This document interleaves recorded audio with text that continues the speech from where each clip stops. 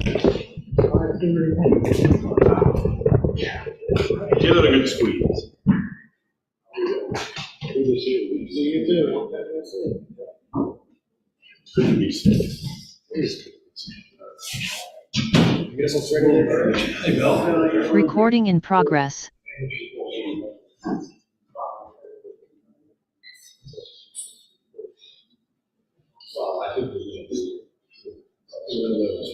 What's another minute?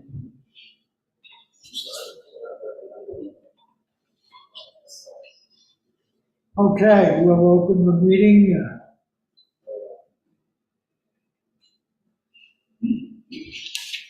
Make a motion that we approve the regular meeting minutes of August 30th. Second. Motion's been made and seconded to approve the regular meeting minutes of August 30th. Those in favor?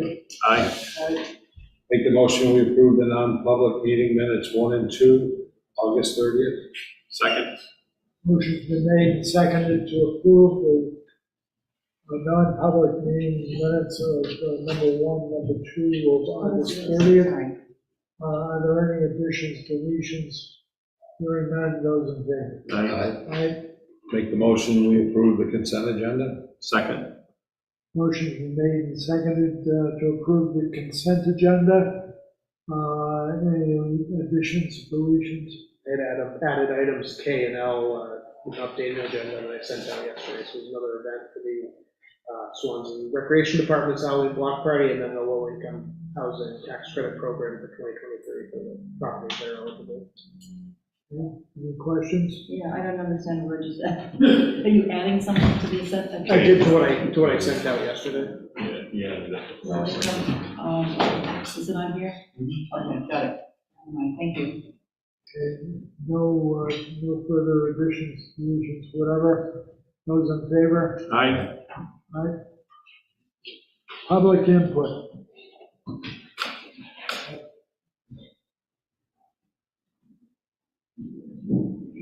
Yeah, so Mark Square from Wilson Pond, Jay Ward from Wilson Pond.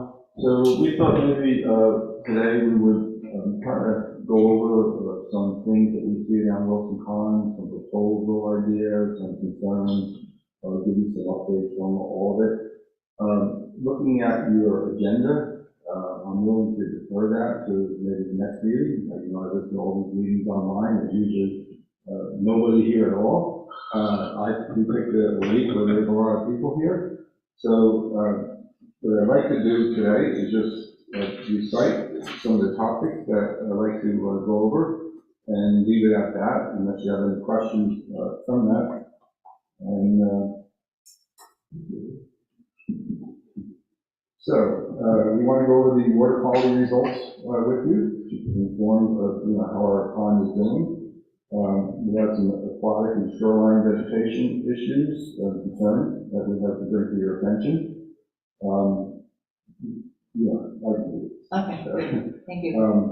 We started the New Hampshire Lake Smart program, so quite a few people have started that, and I actually had a property walkthrough just last week, and we're looking to really establish that kind of as a prerequisite and something that will help us with a potential water management program grant we think we need, and that's based on the amount of vegetation that's growing. All those things are all kind of related.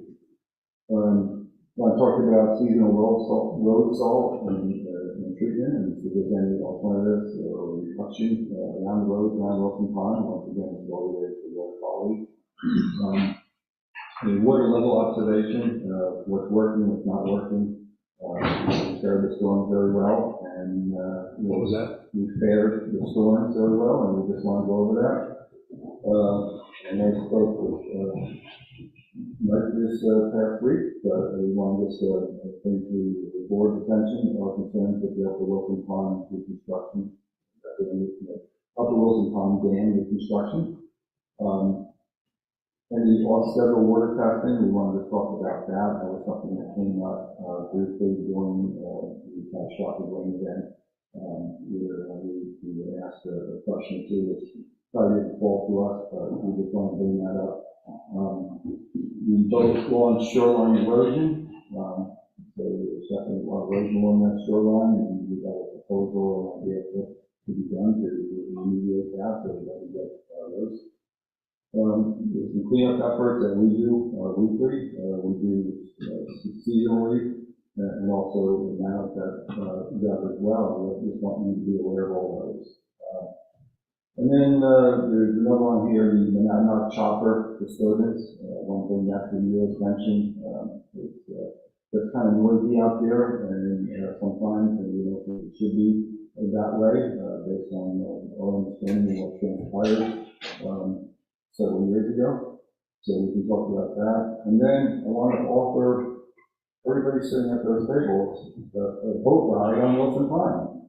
Come out and see it yourself. I would welcome an opportunity if you guys get a window, get some time, you want to come out and take a tour for an hour, you want to come out for a sunset, let me know. I'd love to have you guys out there so you can kind of see what we see firsthand and just kind of have a nice evening or a nice afternoon. What is the Lake Smart program? So the New Hampshire Lake Smart program, it's really an education program, okay?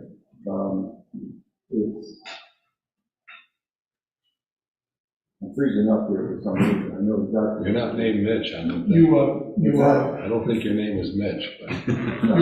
You fill out a questionnaire, and then they send you some examples of things you can do better, and if you invite them, they will come and look at your property, and they will give you suggestions on how you can better manage your property to avoid contaminants going into the water. And it's a very good educational program, free. And if we get everyone, the majority of people around the pond to do it, we not only help improve the quality of life on the pond, but we set ourselves up for potentially asking for a watershed management study, kind of like what Swanzey might be. Great. So it starts with individual homeowners getting involved, and we've been encouraging people to do that. And we've got about a dozen people or so. Those people signed up, have done the survey. Survey takes about 15 minutes. You get immediate results from that survey. Give you some ideas and things to look for in your property. As you address those and you get to a point where you feel comfortable having, one of their people come out and walk the property, you do that, and they'll give you a healthy living report to, what you guys agreed on doing. In my case, I agreed on 200 feet of cut lawn along the water's edge and grow naturally. And we have to cut lawn up to the water's edge, right? Once you kind of meet those requirements and show you're doing it, you get a nice sign you put up on your property, and that's what we want to see. Right? It's purely an educational process. It's totally wrong. Good. All right. So, You put them on the agenda. What's that? You'd be putting them on the agenda. Yes. there's a couple here, I don't know, maybe but you guys pass that around and make sure that we get them. Thank you, gentlemen. Thanks very Thank much. you. Yeah, thank you.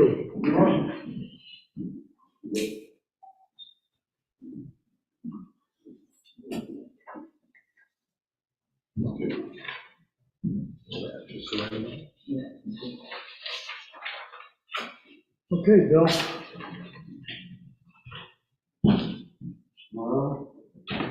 Oh,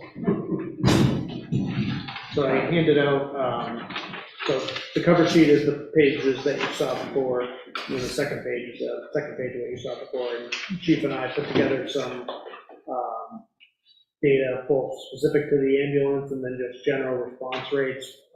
We have new software that started using last August called ESO, which I know he has some programmatic issues with, but in terms of running reports, it does have a lot of nice features. Unfortunately, they all come out untitled, so I kind of wrote titles at the top. For last year, we used, because we started in August, we didn't have a lot of data in ESO, so we used what Deluzio had provided through Q3, which was the last report we got from them. So just to provide some comparison for percentage of calls basically being responded to by Swanzey. So I thought that kind of came up. It was a little separate, I think, from what we were suggesting about disposing of the ambulance, but wanted to provide some additional backup information. So do you want to speak to your suggestion of disposing of the ambulance? Yeah, so Michael had asked me to write a summary on basically the use and current use of the ambulance, the activity, and it's becoming less and less. We've had a sign with County EMS as our primary transport service. We haven't done a transport since they have taken over. And we're still responding out there to calls, like I said, we're still on 75% of responding out to EMS calls, but not as a transport capability. Now, I mean, when the ambulance was first brought on board, nobody knew really what was going to happen. At the time, the pandemic was going on and things, we weren't sure what the workload was going to be. So we had basically brought that in as an insurance policy for the overflow and capabilities of transport. Now, our capabilities have changed since that. We're not paramedic any longer, paramedic service. Again, we're paying service, we had contracted through the county to do our primary transports, which is working out. So, just to come down to make a decision on whether we're going to keep this 11-year-old vehicle, it's got 176,000 miles on it, and remains, requires frequent maintenance and inspections. And that's what I'm presenting to the board. So, I mean, when we break it down, it seems like to reduce our fleet, that might be one of the sacrifices we need to do. It's similar to when we replace engine 2, hopefully in the near future, that's going to replace rescue 1 and engine 2, so we're going to be reducing that fleet by 1 apparatus as well. So, each apparatus, right now in September, this time of year, each rig goes in for service, annual service and inspection. That's $1,000 to $1,500 per apparatus. So, again, from a cost savings standpoint, just to make a decision on what we're going to do with it. I mean, as the board overstated too, they really, always put out that, we'll see how things are going, we'll see how things are going. So, I don't think it's practical to look for a replacement vehicle in a few years and then continue to transport down the transport road. So. I guess my question was, if we do sell it and it's just sold as a chassis, are we giving away the expensive parts, which is the stretcher, stair chair, IV pump, all those things? Well, I mean, that's a possibility, but So I'd like to sell them separate so we get that money too, Absolutely. Yeah, so that, like the stair chair and stretcher, the components equal the apparatus and stuff. Thank you. Do you think it might be more value to kind of break the pieces, some of those more expensive pieces off and sell them separate? It's a possibility unless you find the right buyer that wants the whole package. There are outfits out there that will take that equipment, that buy used equipment, semi-used equipment. You can obviously pursue that.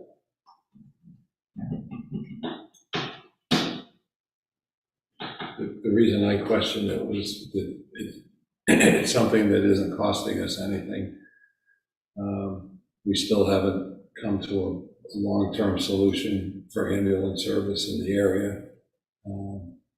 So I was just curious of what the cost is to hold on to it.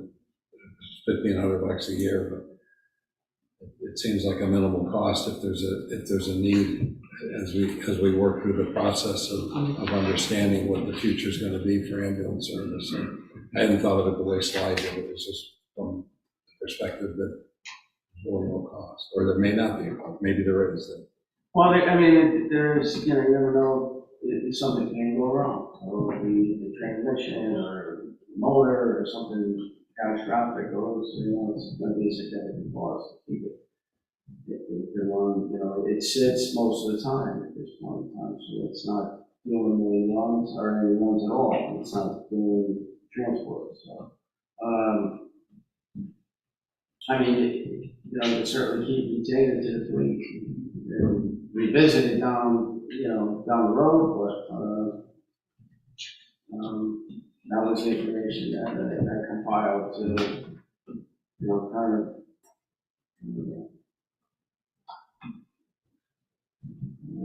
Make a decision on it now. So. Sure, I appreciate it. How many miles were on that? I would say about 150 or so. We probably put about 20 on it.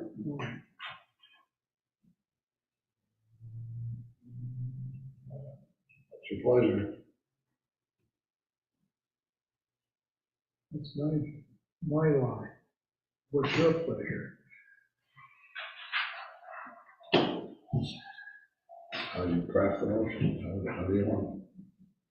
I'd prefer that we kept it, but if we sell it, how do you want it? Leave it up to Michael and Bill to, work on the best way to recoup some of that money for the stretcher and stair chair, IV pump and stuff. What do you think the value is on the market? I was hoping you wouldn't ask me that question. I don't know. We have to compare it to similar vehicles out there. I don't have a solid figure for that. I know what the stretcher and the stair chair, probably around 25,000 together. It's like we're still in really good shape. I mean, almost new shape. So that equipment is significant. So did we pay for those, or was it grant funding? Grant funding. Yeah. So the entire package was grant funded, or whatever, reimbursement or something. It was like 55,000. Yeah. That was a reimbursement. Yeah, it was the CARES Act, correct. So, yeah, and we can always, to your point of what's the value, if we post it, and we always say that our stuff is continuing being voted on, if we get an offer that we just, it's really not worth it, to your point, it's hanging on to it another year, you can always make that decision. Maybe that's a reason to post the vehicle before selling the other stuff. Does it go on this a bit? Yes, yes. So you want that motion? How would you like it crafted? We'll dispose of the ambulance and related medical equipment, medical equipment. And leave it to yours and Bill's discretion as to whether we whether we accept an offer. Well, we bring it back to those. Okay. All right, Beverly, I made that motion. Medical equipment and the ambulance, And the or just ambulance. medical equipment? No, Got it. Motion has been made. Seconded. And seconded. Yes. Any further discussion? Hearing none, those in favor? Right? Aye. Thanks, Bill. Thank you.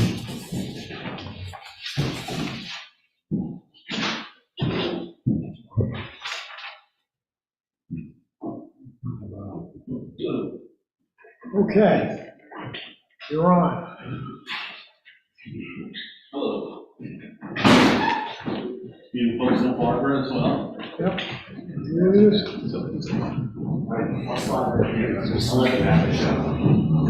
Yeah, I think we also have on Zoom Andrew Keller from Green for Solar Gardens. Might want to participate a little bit as well. You right?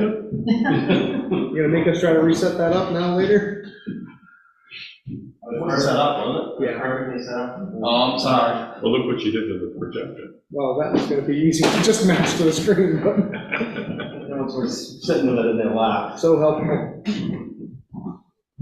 Hello, everyone. Hello. So we've deliberated on this for some time. about this New Hampshire Solar Garden. And after our last meeting, which was this week, and consulting with John Congos and Bob Hayden, we recommend that we do not go ahead with the agreement with Solar Garden. And I can give you the reasons if you'd like to hear them, why we think that it may not be such a great deal for the town.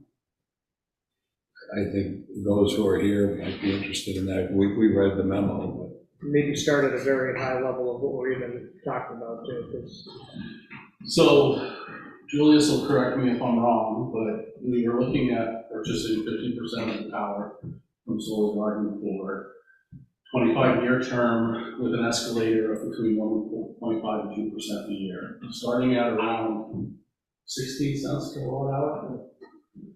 So 15 cents. 15 cents. 16, depending on the escalator or the contract. And, we're talking with the folks at Solar Garden, they were concerned that if they didn't have a big buyer like us, they couldn't go ahead with the project. It's understandable, they took a couple of materials hits. The project basically was about $1 million more than they estimated to hook up to the grid because of Eversource's costs, materials costs. And, we all felt one of the things about the Energy Commission is we want to produce as much power as we can locally. And we all felt that this was one step towards that. But we're concerned over the price and the term. We believe that 25 years is too long. We would recommend maybe a 10-year commitment, which we recommend maybe the select board would look at. We also believe the escalator is too high. The 1.5 to 2% is a little too high. The Route 10 site is excellent. It's not going anywhere. You can't do anything over there except turn it into another gravel pit. We also believe that solar power is something that might come to that site in the next 2 or 3 years, even if Solar Garden decides not to pursue it. And one of the big things for us, one of the big concerns was the town would be purchasing the power, not the community power plant itself. So if something happened to the community power plant, if we got a better deal, or in 3 years if we decided to do away with it, we'd actually have to go to the town during the town meeting and ask them for the money to pay for our 50% share of the electricity, rather than it being part of the utility bill.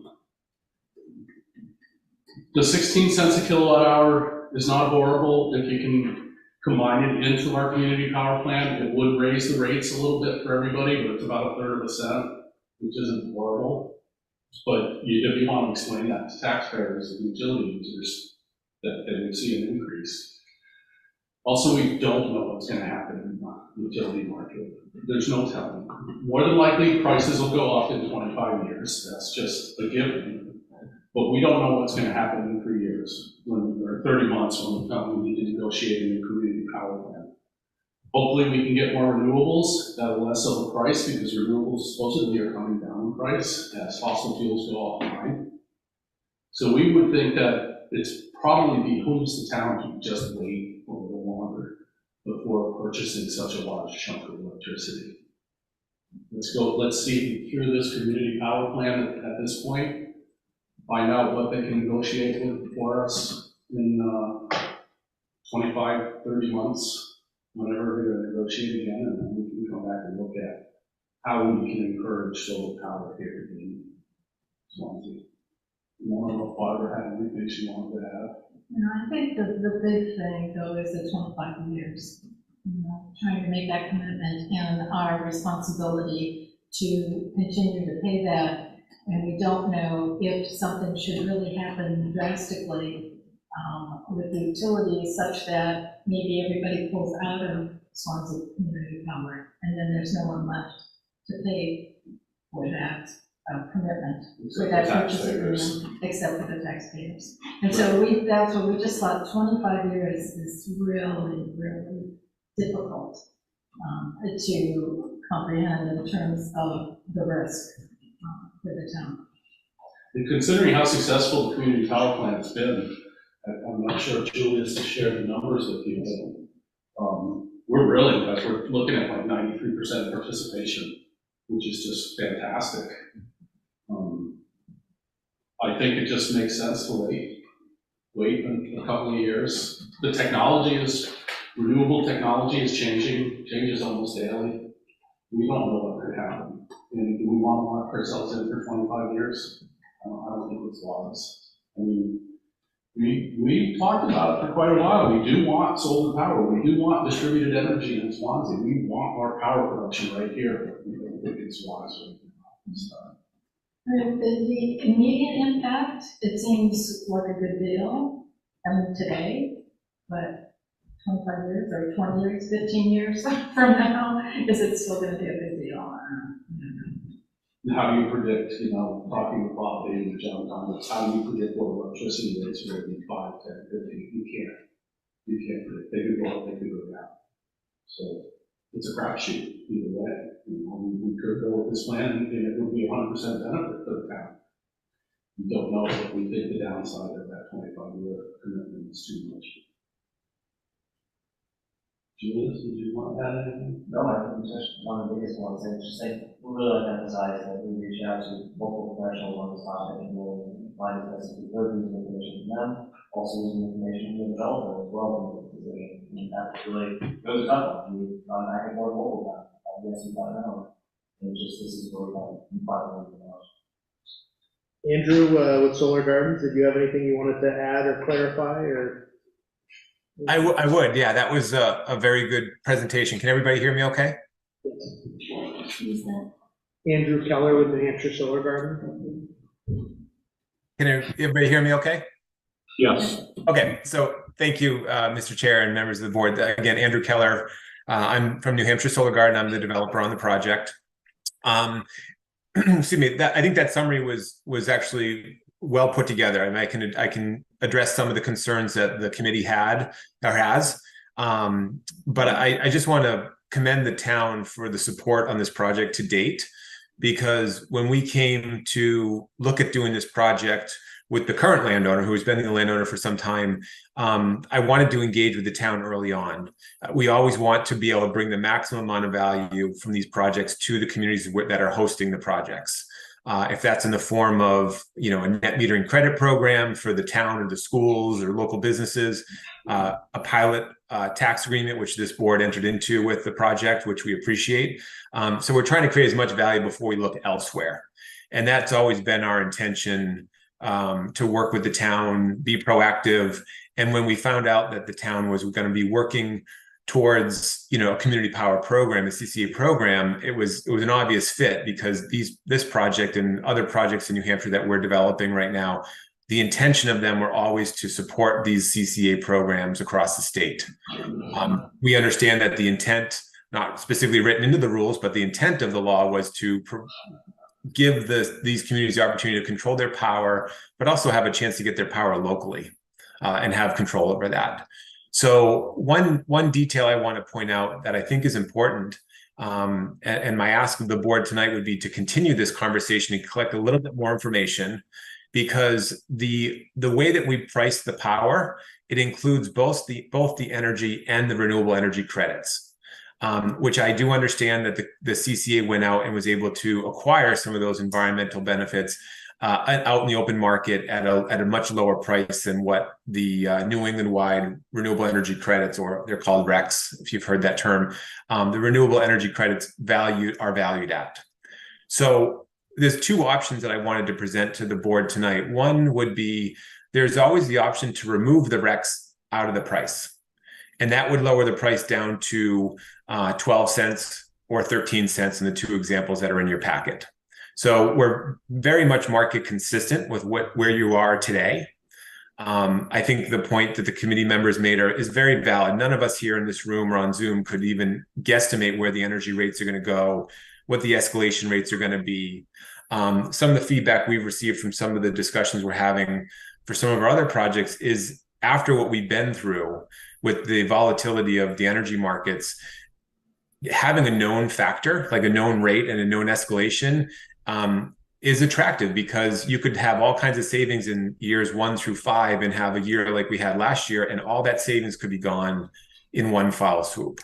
So I would challenge that statement that I know it's, the escalation in the rates are built out so the project can financially move forward.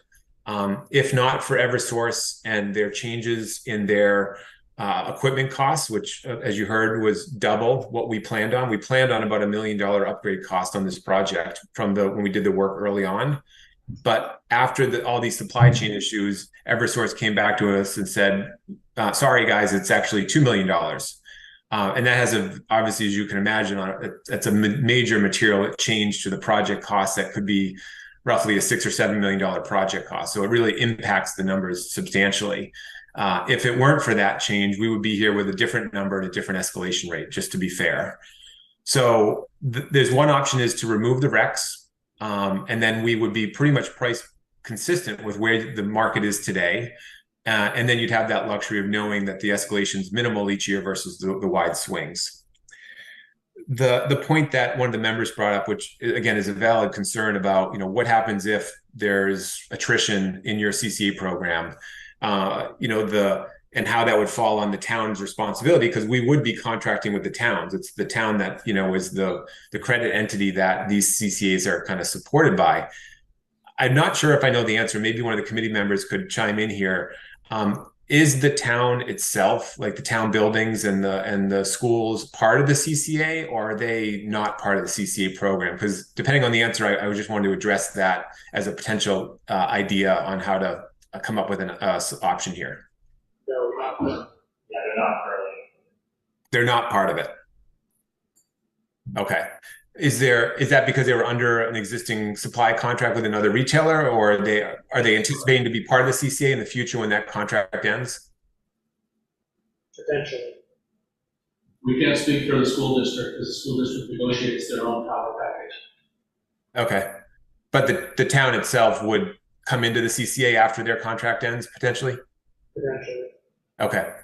So just as a point, again, we were listening to the committee and Bob from Standard as far as feedback on what amount of this power could be allocated. Like, what's the ratio? Like, how do you kind of hedge the bet for the future of what rates will be? And we were under the impression that the electric load of the CCA was, north of 20 million kilowatt hours, and we were trying to solve for about 10%, 10 to 15% of that number.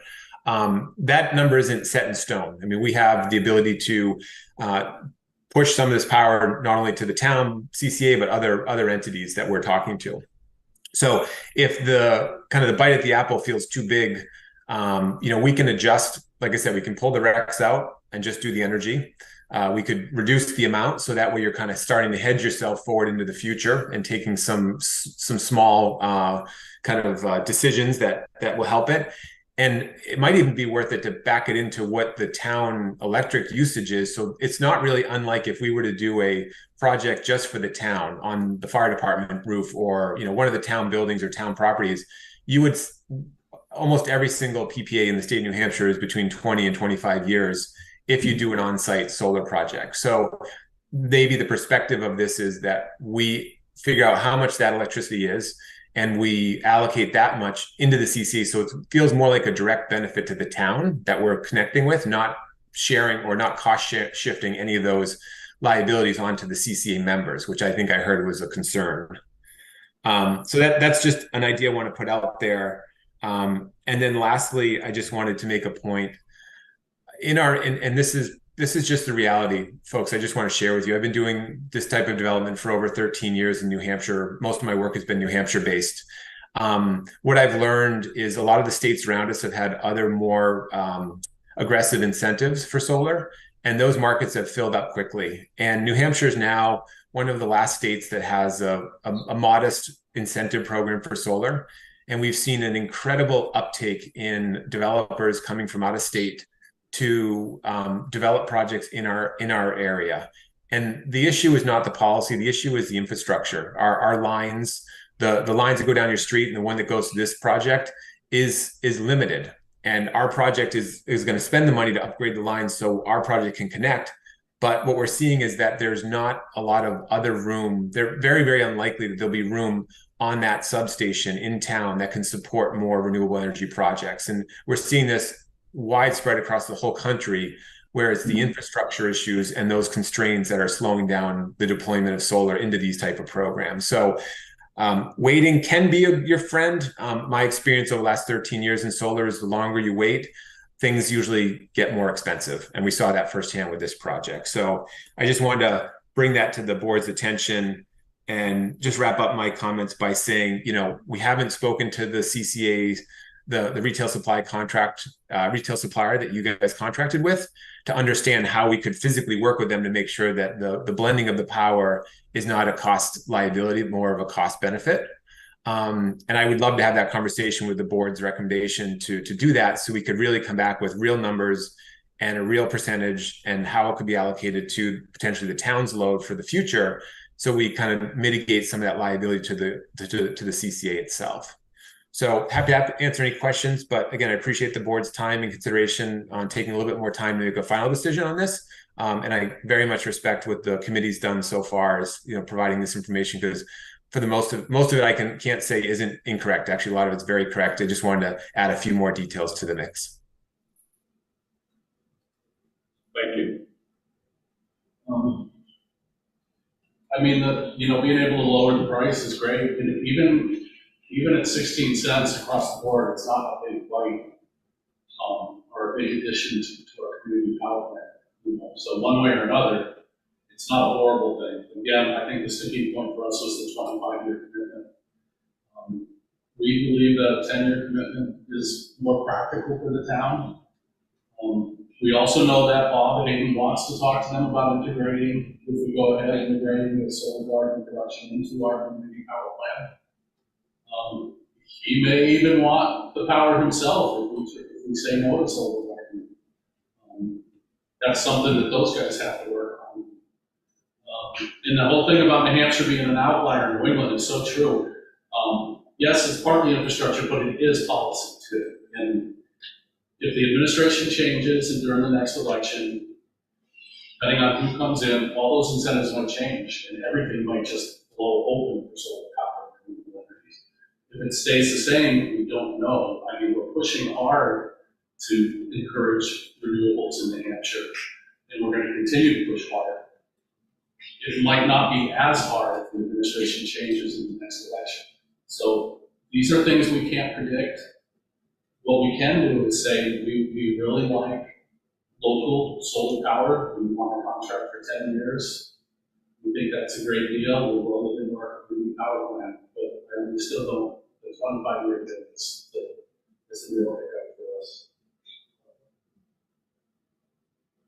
Yeah, I think the only other question is, Andrew, is you made clearly a timeline that needs at our last meeting before the end of this month. Are we still tied by that timeline, or is that not the case anymore, or do you speak to that?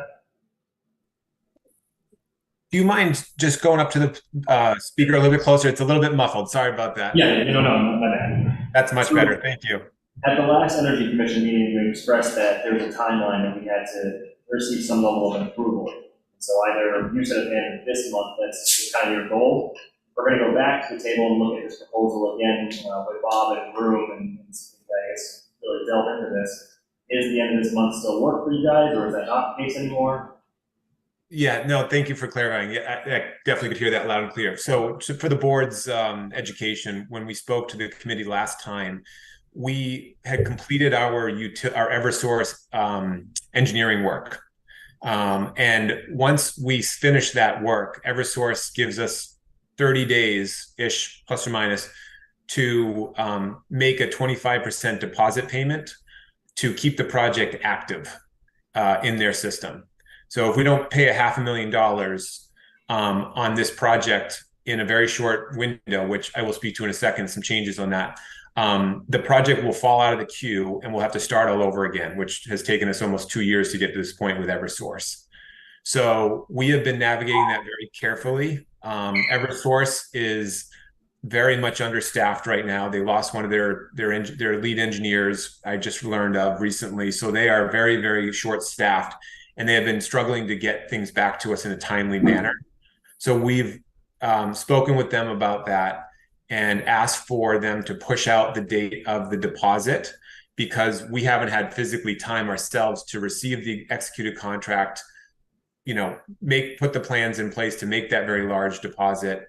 And, we're working in parallel to this conversation with the town on other off-taker, people that will buy the power from this project, not just the town, because the money behind my projects, the investors, the funds that I have in place for these projects are going to want to know that there's somebody who will buy the power before they, write a check for $500,000.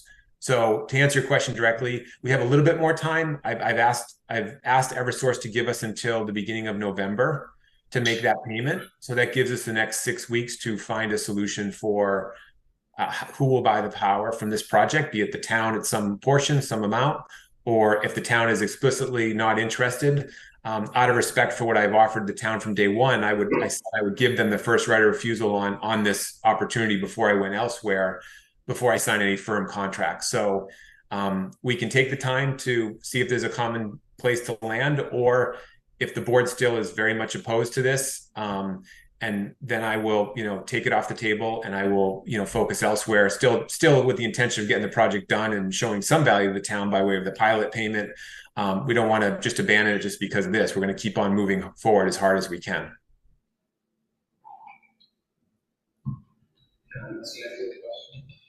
Andrew, this is Bob from the Energy Commission. Would you be consider negotiating that term of the contract? Would that be part of the discussion? I wish I could say yes on that one. These projects, we're not like a hydro facility. Hydro facilities are already built. This is a brand new facility, and unless you're a utility scale project, like a 50 or 100 megawatt project, it's really, really hard to get these projects to pencil at 10 years. So I unfortunately would have to say no to that. I wish I could say yes, but I really can't. But I do have another point that one of our advisors said that projects like this usually the return on investment is usually 7 to 10 years. And they said that means for 15 years, the investors would be making money off of the town of Swanzey. Does that make sense? Not really. Usually it's probably closer to, at these interconnection costs on this project, you're probably about 10 years to get your money back. And then thereafter, you're starting to make money. So not unlike going to a bank to get a loan for a home or a car. We have a return rate that we're striving to meet, which is usually around 8% return. This isn't like somebody's looking to make a 20% return on their money. And, if we don't meet that number, then you don't get the loan, just like you wouldn't get the mortgage on a house, for example. So we're trying to balance the act with the term, the rate, the escalation, because right now at this point, everything else is a known factor. We know how much the interconnection is, which is the big one. We know what the cost to build is going to be.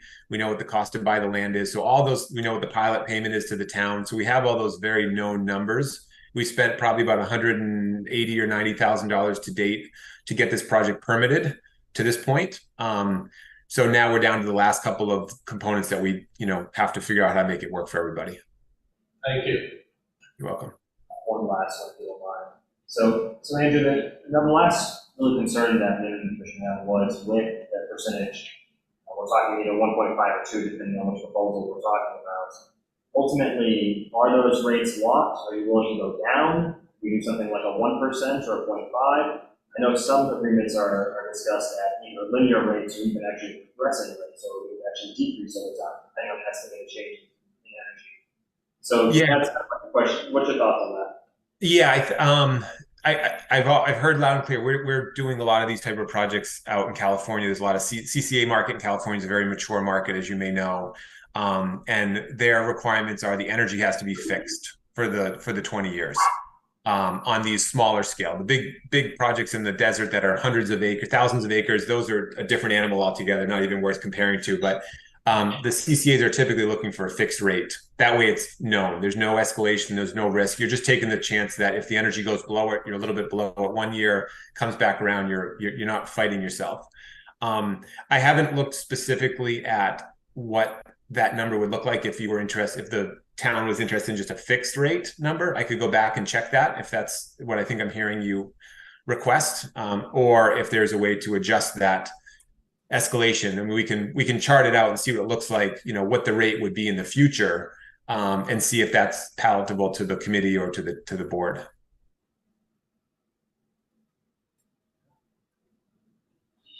We might have an October meeting after all. if we could get locked in the same way, the John's available, would be great. I think it's worth mentioning that you had calculated that escalator out to 25 years, and the price ended up being 22 cents. The 22 cents could be a deal 25 years from now. We don't.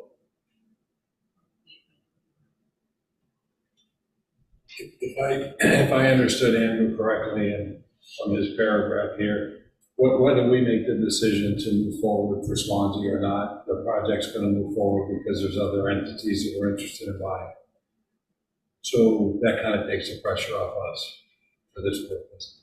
I'm more interested in understanding the ownership concept. I didn't realize that the town of Swansea was going to be the buyer.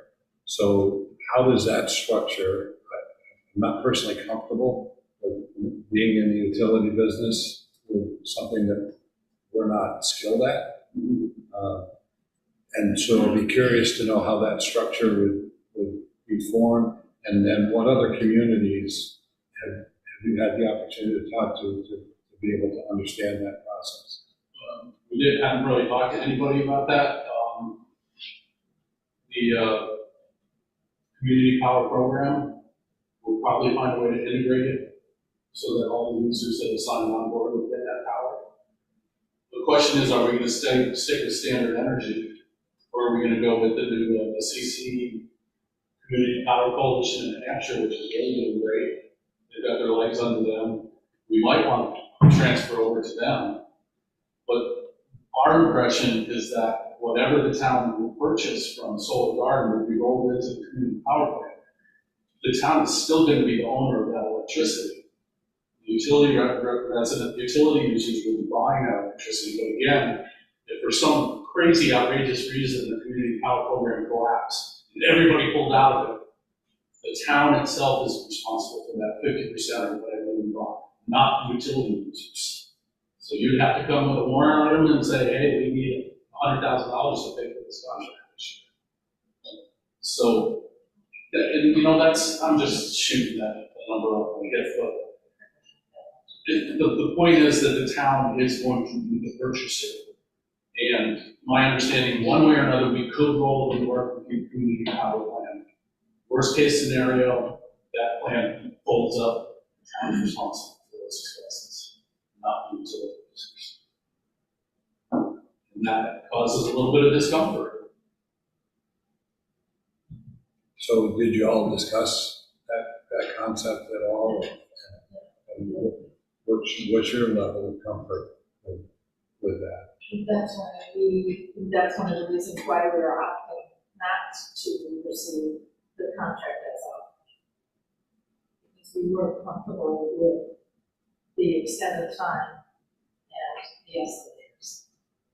We thought that was too much of a risk for the town to take. And in all reality, the community, like I said, the community power program is fantastically successful. There's no reason why this can't be around. But again, like utility rates, you don't know what's going to happen 10, 15, 20 years from now. So do we want to obligate town taxpayers for 25 years in case the plan collapses? So that could be a tough sell. Yeah, and to the gentleman who was just speaking on the board, so I can't see your name from here. I think that's why I was kind of suggesting the idea of matching up the amount of electricity from the project to the town. I know the school's different, different board, but like the municipality's electric load, because to the members of the committee's concern, which, I can acknowledge it. It's hard to think that might happen, but we just went through a pandemic. Who would have thought that? So if we're planning for the worst situation, if we matched up the electric load from the solar project to the town's collective usage, then the town's not going away. The town's going to continue to purchase electricity. The town is continue to keep the lights on. And if that worst case scenario ever happened and the CCA program completely dissolved, the town would have the ability to continue to get their electricity from the project as if it was on the roof of the building you folks are in right now, for example. Lots of towns in New Hampshire have signed direct PPAs, they call them power purchase agreements, and put panels on their exact property. Lots of properties in this day and age just can't support solar. So using offsite is a solution for towns and schools and other entities to get their power. I think you've probably seen a lot of it in the news. We're doing a project on one of the state of New Hampshire's Department of Safety buildings right now for that exact reason. And so that might be a way to solve that concern. It might be an outlier concern, but it's a concern that I think is a fair thing for the board to consider. That way, if it all went away, it's only the town that's buying its electricity. All the residents could go elsewhere and buy their power in some other fashion. So that was the only reason I brought that suggestion up, because I get that. And that, you know, I don't know what you guys negotiated with Direct Energy before we went to community power. I don't know when that contract ends. And I don't even know what the megawatt usage of the municipality is as opposed to residential usage. It would make sense for the town as a municipality to purchase that power. If they're getting purchase power anyways, it depends on, you know, what you guys negotiate next time you go out to contract for municipal power. Or if the town was part of the community power program, and all the residents pull out of the program, the only one left in the program is the town, well, the town would just be paying the electric bill, as opposed to an additional expense. And that's It one. would just be, you might be a higher electric bill. That's one factor, that one variable that we didn't really consider was what's the town's usage, and does the town plan on folding into the community power plan when their contract is up? So, you know, we haven't really considered that variable when we had all these discussions. Yeah, I think my idea on that one, just for everybody, was more of a, what's the backstop to the worst case scenario that you folks have brought up? You know, the worst case scenario is that CCA dissolves. This wasn't as successful in 10 years from now as it was in the first, you know, couple of months you guys have rolled it out. What options does the town have if they're the one that we're contracting with? And we've been working with some of the retail suppliers in the market to actually sell the power our power from our products directly to retail suppliers. So it looks no different than what you sign up for today. So I'm just trying to lay out a couple of different options for the worst case scenario. In my career, I've signed up one customer who it went sideways. The project was on their roof, and there was a mechanism to move the power to a property down the street. Not unlike what this might be like, again, if the CCA went upside down. So just trying to educate everybody involved on, you know, some backup plans to the worst case scenario that we could all conceive of today. Do you feel the committee wants to meet again and discuss it further in light of this new information? Well, we did feel like we were under a bit of time pressure, which is why we wanted to talk to you guys this week, and it sounds like Andrew's able to push that deadline out a bit. And the biggest concern is the term, and that's not changing. I'd still be against it, just personally, only because if we're tied into this, everything goes out, it's just the town buying power, we're limited again. We're not gonna be able to negotiate. You opposed to a 10-year plan or a 25-year plan altogether? Either way. I think 10 years is too much also.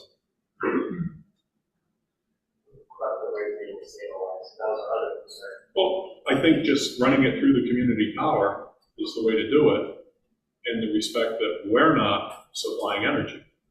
We don't want to get involved in it. You know, we're a buying group, we're not. It makes sense that We want somebody to negotiate every Direct 18 to Energy 30 or months. Community Power Coalition should be buying this power for their customers. That makes more And sense. they might, by the sounds of it. But we wouldn't know that, and I mean, we can talk, if we can bring all the parties together in October, it's worthy having another discussion. Because if Bob Hayden comes in and says, I want that, if you guys don't want it, we want it. The solution's right there, right? Yeah, and we also have we have 2 retail suppliers that we're working with actively right now that, like I said, are interested in being the off-taker of our power, and then they package it up and deliver it to a buyer like the town or the CCA in the terms and period, the timeframes you guys are looking for. We're trying to solve for that as well. You know, I respect the concerns of the board and the committee. And that's why we're doing this. You know, more and more retail suppliers out there have customers that have certain goals they're trying to meet by way of local energy being produced in their community, certain sustainability goals they might have. And so that's why we've been having those discussions in parallel. So we have those resources. I haven't spoken to the town's current retail supplier. I'd like to have that opportunity, because they might be willing to be the buyer, and then they can just bring to the CCA the product bundled together in the background. And you guys aren't even part of it. You're not the party we contract with. You're just entering into your future CCA program with a retail supplier. So if not your current, there's others that are very active and interested and have a lot of experience in this market to work with us so we can get our needs met, and then we can share that on with the town. So again, there's lots of options here. I just didn't want the board to make a decision without all the information to see if there's some commonality here to find a path so this project can really be not only hosted in Swanzey, but have the power here, here. I wouldn't want it to go to some other town in New Hampshire, for example. I'd rather keep it local if I could, but again, I respect the board's final decision, whatever they choose to do.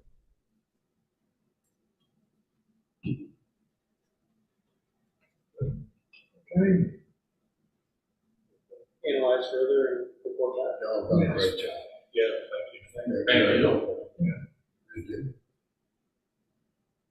All right, so we're gonna let you guys Thanks, study it Andrew. further and get back to it. We'll work with Julius about scheduling a meeting and see what more we can learn. That's what we're here for. Thank you. Could be a win for all if Bob answers that question the way you'd like him to answer. True. Thank you okay, for your time. Thank you. thank you. Joe? 30 seconds. Is the board all set with me? I couldn't hear in the background. Are you guys all set with me? Yes, thank you, Andrew. We're gonna let the committee try to meet with you and Bob and discuss it further. Okay, great. Thanks, everybody. Appreciate the board's time this evening. Thank you so much. Thank you.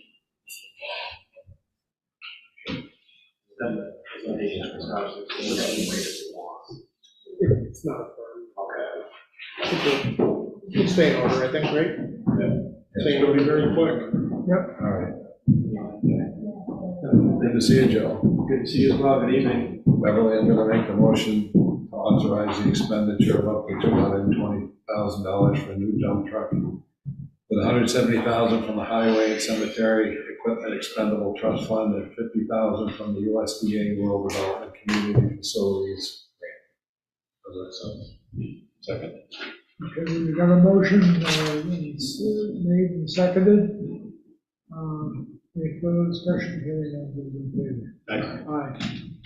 I also have a few other things for the board that really need to be addressed. One, starting with the Devon Thompson Bridge.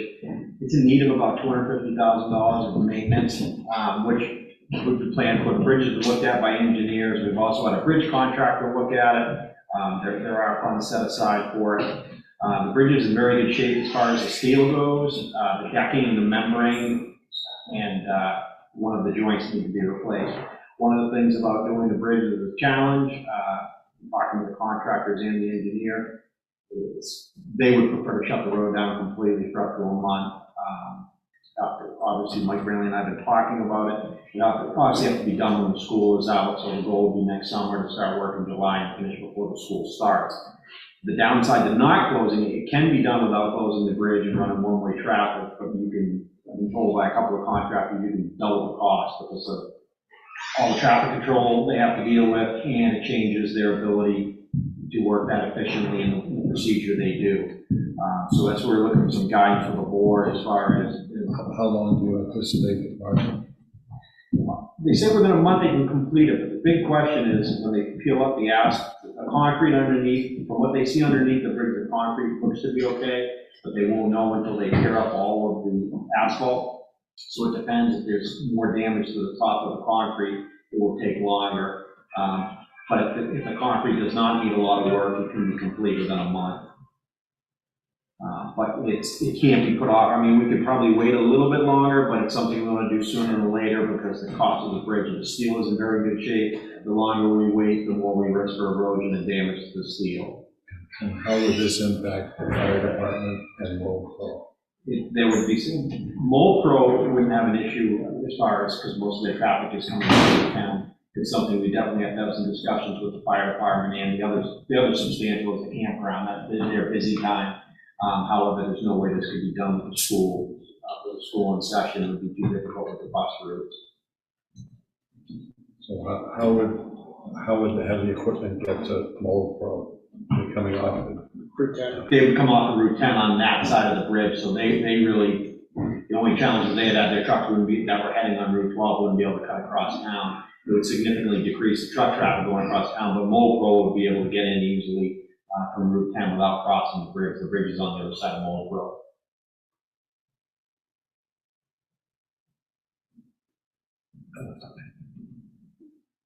Oh, you're right, I'm sorry. You had me question myself for a minute. Like you said, the big question is the fire trucks. Yeah. But To get to Route 10. yeah, to get They to, can't. no, they're gonna have to go all the way down to Westport Village or come out Source I Cross. might have to put one of them on. Post something in your new park. Yeah, Either at the park or. yeah. Brown Something we have some Sewer discussions plant. with the fire department, but I couldn't see doubling the cost of it to keep traffic open. I think these are things you've got to sell. Yeah, I think we're gonna start communicating. I want to talk to the board first, but I think it's important that we start messaging to the community. Yeah, The plan is to do this next year, but getting it out ahead of time that bridge is going to be closed. It's a major thoroughfare for motorists, it's just gonna mean more traffic on Main Street, but for the commercial vehicles, a lot of commercial vehicles come across Eaton Road. A lot of the homeowners will be happy about that because they won't be able to, but they can still come in from Westport Village, but the big issue is going to be the fire trucks and like you said, the communication. But if you stationed a fire truck on that side, Yeah. you know, I mean, these are things that can be worked out. And that's why we're in the early stages and we And want, they've got to be worked out, yeah, we want to bring it to the board. but we want it worked out properly. In other words, shut it down. I mean, they shut down the Summer Tunnel for Christ's sakes. It hasn't affected me. Right? It didn't Is there a affect way me. that it could be shut down, but the work be done so that emergency vehicles could pass if needed? At times I would say yes, but not all of the time. There would be times that the bridge wouldn't be passable. We look at that with all of our construction projects, that even though traffic slows down, vehicles down, there will be times, like when they're doing the joint, they just simply won't be able to drive over the bridge. But like I said, what our plan would be to start communicate with the fire department a little bit more, communicate with the campground, and start getting some information out there. But our next step would be putting out a RFP and having the work needs to be done during this time frame. I know Cold River Bridge is very interested in doing the work. I don't know what other interest we will get, but I sort of communicate a little bit more with these contractors to see exactly what they have for ideas. The campground has options, so they can communicate that right away. They're not convenient necessarily, but they have options, but the fire department doesn't have an option. No, that's something I'll just talk a little bit more with the chief and the police department for that matter, but they can, they can obviously, their response is not gonna be challenged that much, but dealing with some of the issues when there is an emergency.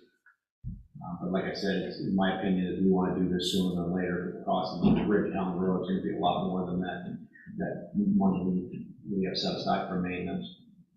What's the timeline for North Winchester Street?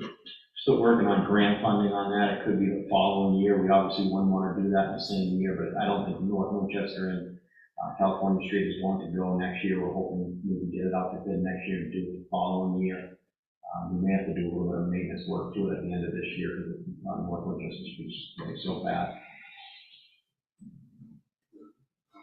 All right, Yeah, we got some more grant funding, but we gotta wait for the notice to proceed on that, so that's slowing, make the design down a little bit. Sounds good. And then, speaking of design, Michael and I have been doing some work on the DPW building. We met with a contractor to just get some ideas and some costs. One of the things we're looking for is putting out an RFP for a design. We've got some prices between $125 and $150 a square foot for what we're looking to do. But the next step would be to put out an RFP to have somebody do an actual architectural design on the project, just because it's going to be tying into the old building. Right.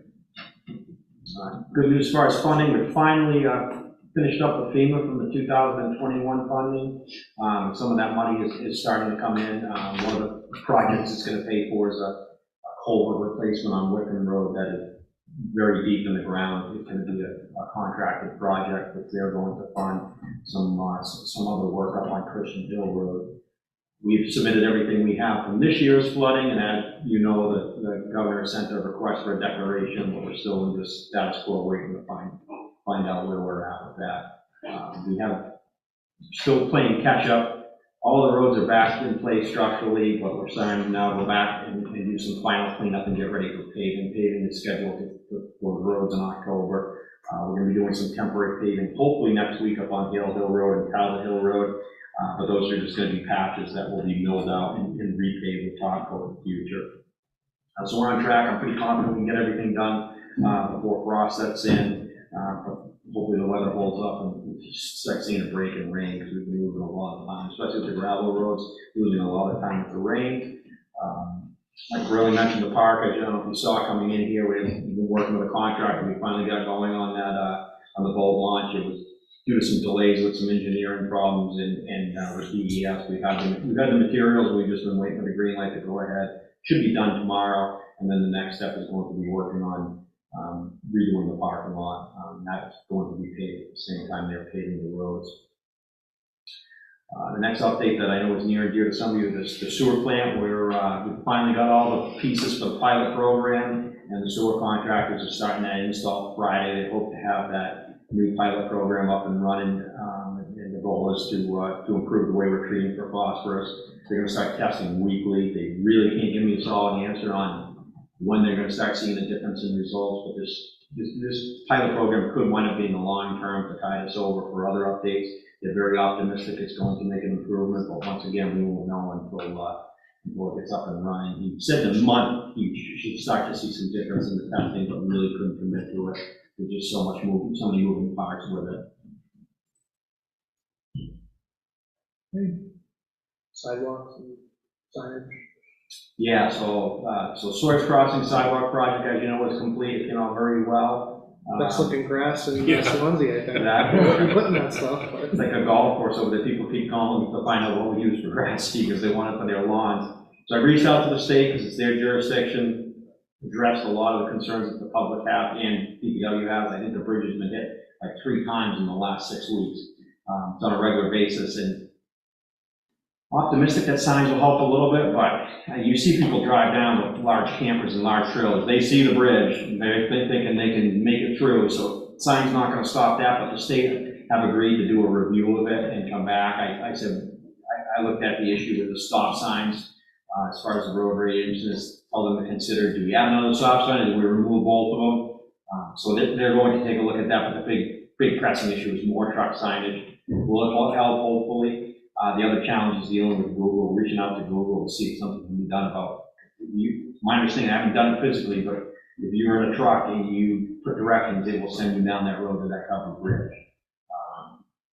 The new road design that we have at Causeways make it a lot easier for them to turn around, but on a regular basis, you see vehicles coming down through, and then a lot of local people coming down through with big campers and construction trailers. They know the bridge is there and they're just going through it. What's to stop us from putting signs up? The state's jurisdiction.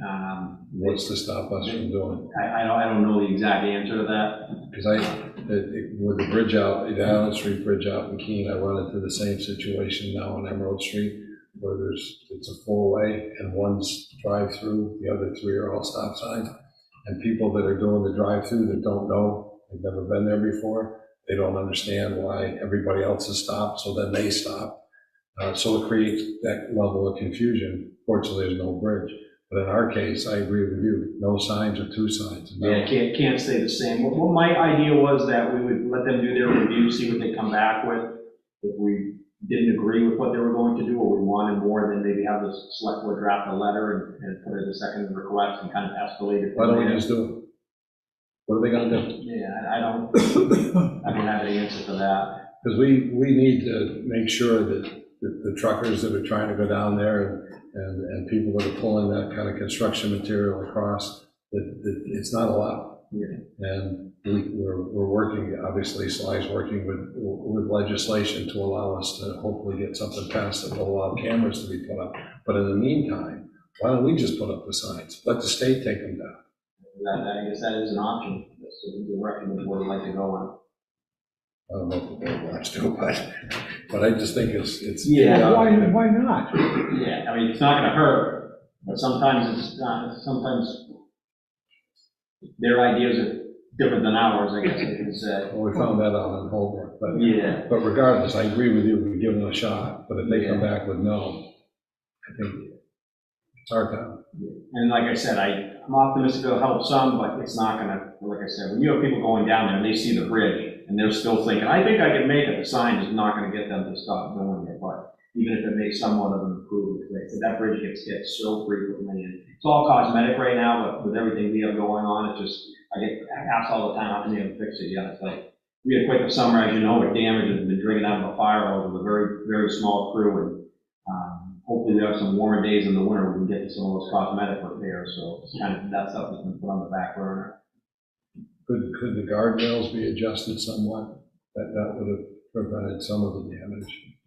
I don't Notice think, some of the bridges, the guardrails come right up to the framing, a and lot, other ones, they step back.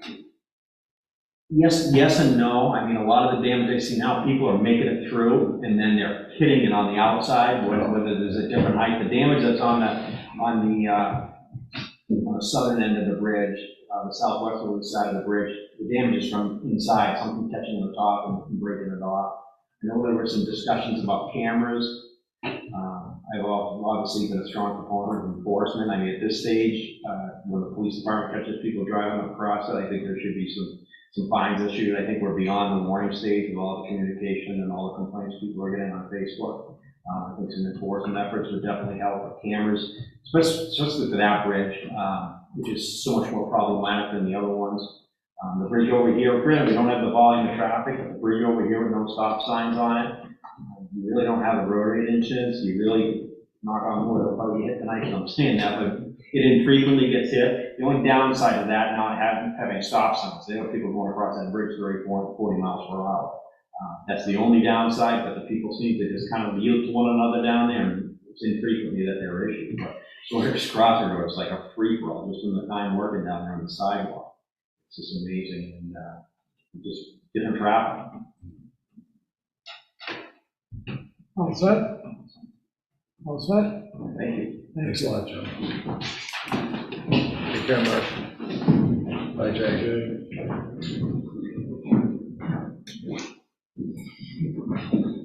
We'll take a brief recess as we get back set up for our next appointment. I'll set it up too. Make sure Julius puts the feet down. Can't sit there. That's where the screen's gonna be now. Oh, this is where the screen is? Yeah. Joking, because they had it set up.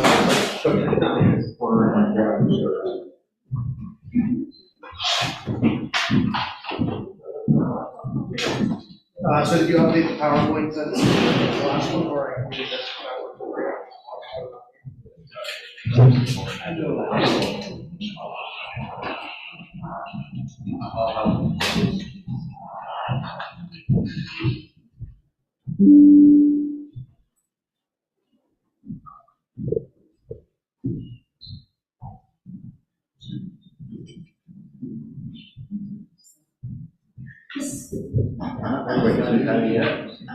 I think Joe did a better job than you did. We have got to put some money in it. Drop some. To make it more professional, now it's You go upstairs, right?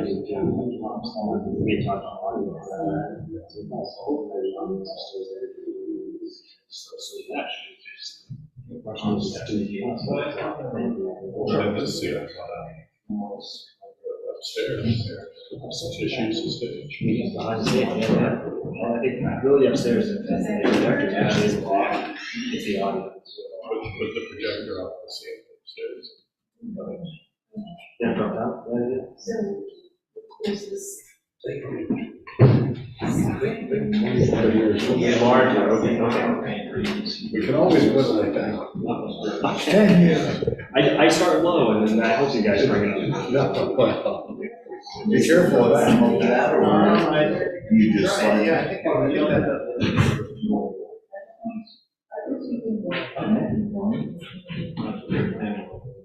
Well, you know what he says, is change the slide. Yeah, we have a town administrator push the button. You gotta work on the signal.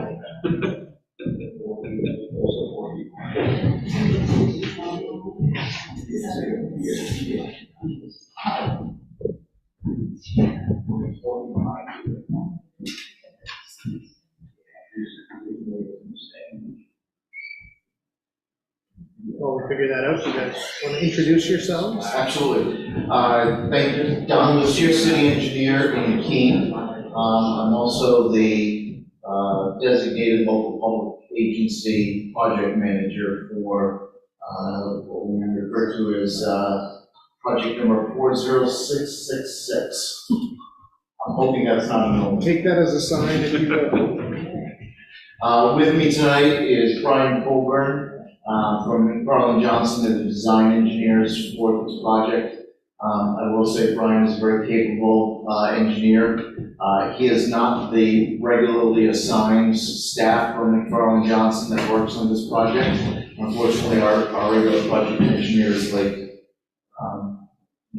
rather poorly. So, you know, I don't want to say you got the B team tonight, but you know, I hope you'll be patient with Brian if he doesn't know some of the answers to questions that you might have. We'll certainly get back to you in the next few days if there's anything that we can't answer. You did a great job at city council, so I know we'll be in good, very good hands. How are you watching? Afterwards, yes. Don't take this the wrong way, I wish you knew what.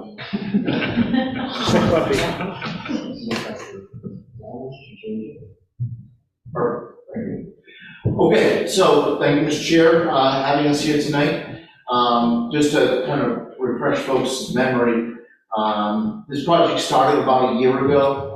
It is intended to be improvements to the Winchester Street corridor, what we refer to as the Winchester Street corridor. You know it as the West Swanzey Road, I believe, is that right?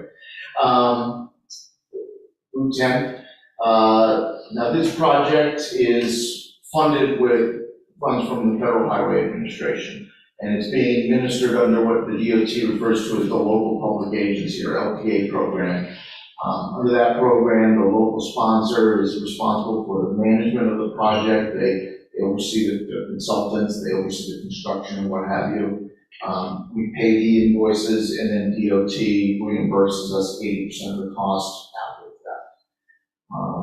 So about a year ago, the city and the town entered into a three-way agreement with the DOT in order to extend what we had envisioned as a Keene LPA project. It seemed to make a lot of sense to continue that project and make it contiguous with work in the town so that our sidewalks didn't end at the town line and people actually could get to Market Basket and vice versa. So that's the sort of paradigm we're operating under. Like I said, I'm the LPA project manager. McFarland Johnson's the engineering consultant on the project. So project extents will go from the existing roundabout at Route 101 all the way down to the Market Basket entrance. The project, and this is something near and dear to my heart, also includes the replacement of that bridge that's over Ash Swamp Brook next to Hamshaw's. Today it's very narrow. There's some Jersey barriers there to keep people away from the guardrails because they don't exist. Bridge is in very rough shape, so we're looking very much forward to getting that addressed. All right, so I'm going to just talk briefly about the LPA process in general.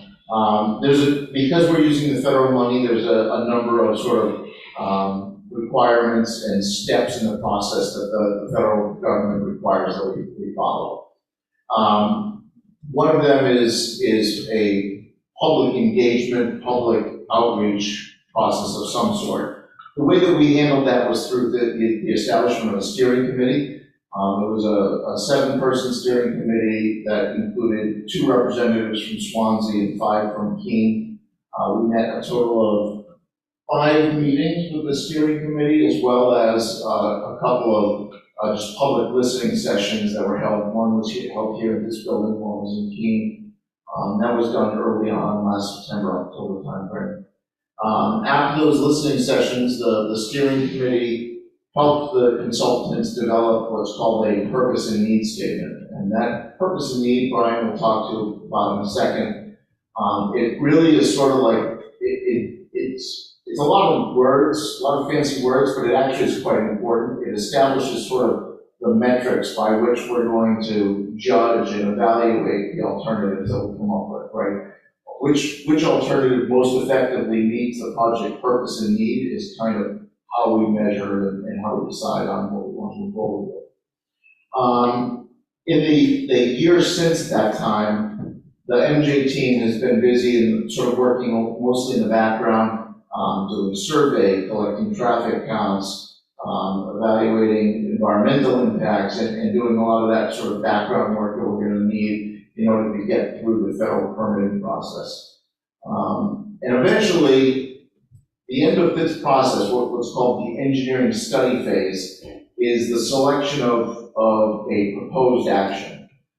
So at the end of the meeting tonight, we'll circle back to it, and we're going to be asking the board, acting as the sponsor for Swanzey, to select a proposed action, a combination of improvements, features that you want to present to the DOT and to the Federal Highway Administration as this is what we want to build. We don't necessarily have to have that decision tonight. If you're prepared to make it great. If not, we can wait. This city hasn't even really started. Well, we started last week. We started with a general presentation. But we still have at least another month or so to get through the city's process of selecting the proposed action for the work in Keene. So I don't want you to feel rushed. There is time to make this decision. But eventually we'll want, a statement from the board or a letter from the town administrator indicating this is what the town wants to put forward. That information will go into McFarland Johnson's engineering study report that gets submitted to the DOT, and then eventually we move forward with a more detailed design of those proposed actions. And at that point, I'm going to start and I'm going to turn it over to Brian to get into the meat of our discussion. Okay, thanks. So as Scott said, we had a listening session here last year on October 18th. Was anybody in it here? Great. So we broke up into working groups, had a good dialogue with a pretty well attended meeting, and took the feedback from that meeting, and we had a similar one later. And came up with the purpose of the project. So as Don said, it's pretty wordy. We try to underline the real important parts that we can out of it. So it's complete street. It's a term us engineers use for we don't design roads for cars, just cars anymore. We're trying to think of bicyclists, transit, pedestrians, people who live along the road. I heard a lot about the traffic, congestion along the roadway, also about queuing on the side roads, especially the difficulty making a lot of turns out of those during the commuter hour, and also about improving the aesthetics, both in Swanzey and Keene. And then again, that last sentence is just addressing the national footbridge, getting it out to the more serviceable state. So the purpose is fed by what we heard in the needs. Again, this is somewhat repetitive, but just to reiterate, we have high volume turning traffic along a lot of the side roads. That's contributing to not only excessive delay on side roads, but inherent delay on Route 10, Winchester Street as well. Heard a lot about pedestrian and bicycle needs. people getting to and from market basket along the corridor, and now there's nothing out there right now. Maybe one for a shoulder, but really not much. A lot of excessive speed, particularly down the Swanzey end. Context really changes as you're heading north up Route 10 with that market basket driveway, and it's taken too much time for people to realize that they've left a state highway and started to enter more of a residential business area. There's a snowmobile crossing, so including that, and the bridge. So we did traffic counts last year. Want to make sure we have the most up-to-date post-COVID traffic information that we had could get. We use those to establish peak hour volumes. There's some massaging of the numbers we do to look at how we count in October. Is that really the peak month of the year? We get some data from DOT we use and come up with our design hour volumes for current year. And then we work with coordination with planning groups in both and Swanzey as well as DOT to estimate growth over the next 20 years or so, and come up with our true design hours. So we're looking out over 20 years to 2045. So we looked at how different options were going to function. We really wanted to make sure that those were going to function well in the future. About 1% growth that we looked at, just over that period, depending on where we're looking, was resulting in about 20 to 30% increase in traffic. And for a second, just kind of expand on that, because the growth factors that we assumed were a big part of the discussion with the steering committee. We actually, the design team and I met with the Keene Planning Department, the floodplains administrator. We were lucky in having your planner as one of the representatives on the steering committee to talk about, things that were on the horizon for the town.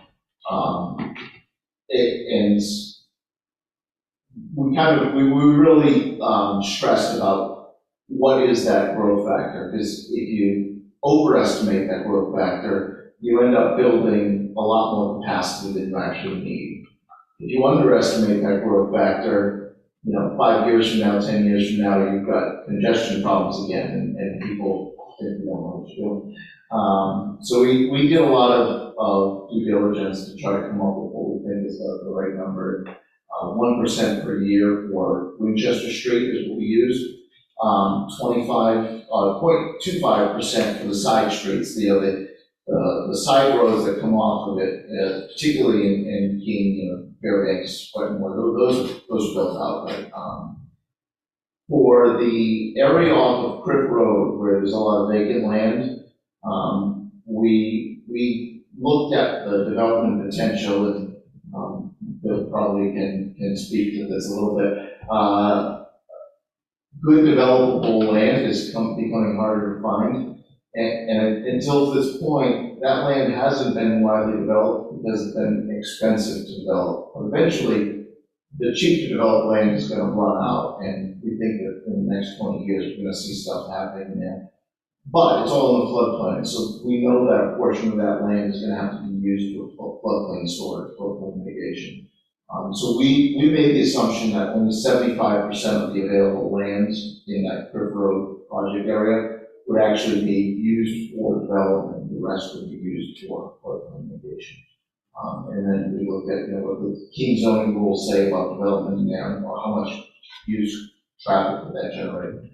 So that's the underlying assumptions, and we feel pretty confident in them, but it was definitely a thing that we thought about a lot.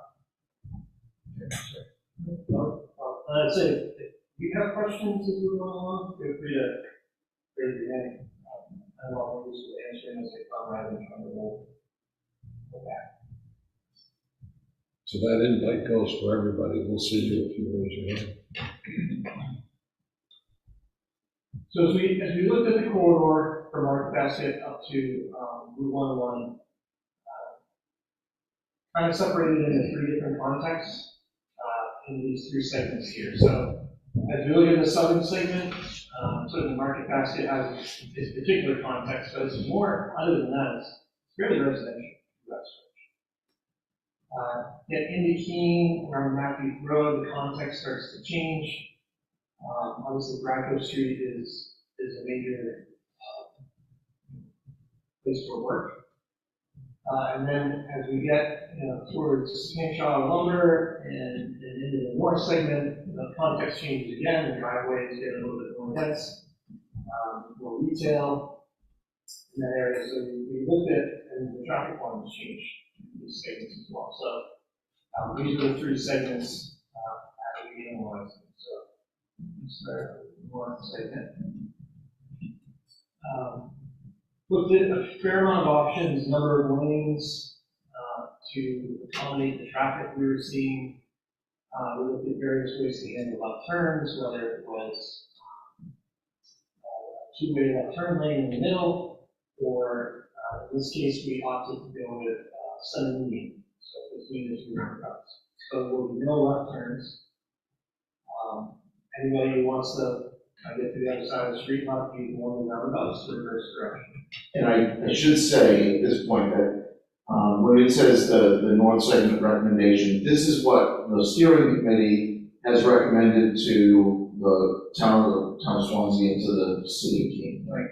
So in next week, we're going to be meeting with our municipal services, facilities and infrastructure committee. We're going to have the same kind of discussion, and they're going to have to consider that recommendation and ultimately make a decision and recommend that to the city council, right?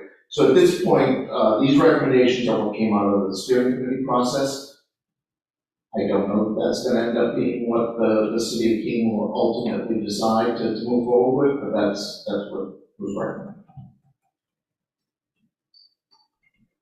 Cross section there in the bottom right, it highlights committee's recommendations. So it's a raised median separating the 2 directions of the traffic. Bicycle lanes in both directions with 5-foot shoulders, by the accommodation of those users. And then a sidewalk on the west side, which is on the top of the page, here throughout this thing. There's also recommendations to facilitate both traffic on Crick Road and no left turn segment through here. There's a hybrid roundabout proposed at the Crick Road intersection. This is relatively the same size as the one that's currently being constructed at Key Road. What does a hybrid roundabout mean? So a hybrid roundabout means there's not 2 lanes around the whole thing. So Key Road finally opens. It's still operating as a single lane. It is, right yeah. now. So as you're continuing on Winchester Street, there are only 2 lanes, similar to the 101. The other example you might be familiar with is the main Marlboro Winchester Street roundabout that's been there for 2007. There's 2 lanes going north and south on Main Street, but there's only 1 lane approaching from Marlboro Street or Winchester Street. So depending on which leg you're approaching from going to, some areas of the roundabout have 2 lanes on that one. I've wondered that sometimes when I'm going around it, I was like, I thought I was in a different lane, doesn't seem to be here anymore. So, Yeah. Okay, that's helpful. I didn't know That's why it's considered hybrid.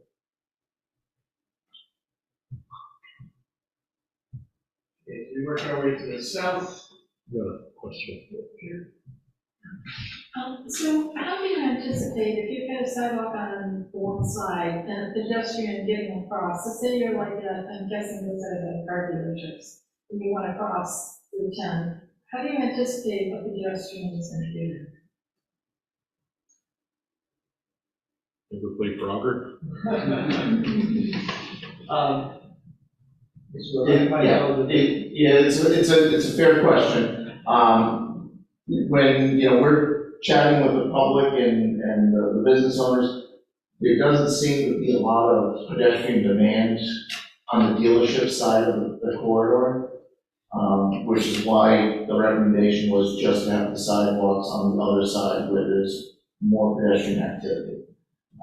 So at the roundabout, there will be sidewalks all around, so, you know, if somebody's going down the Kirk Road, that they can maneuver that way.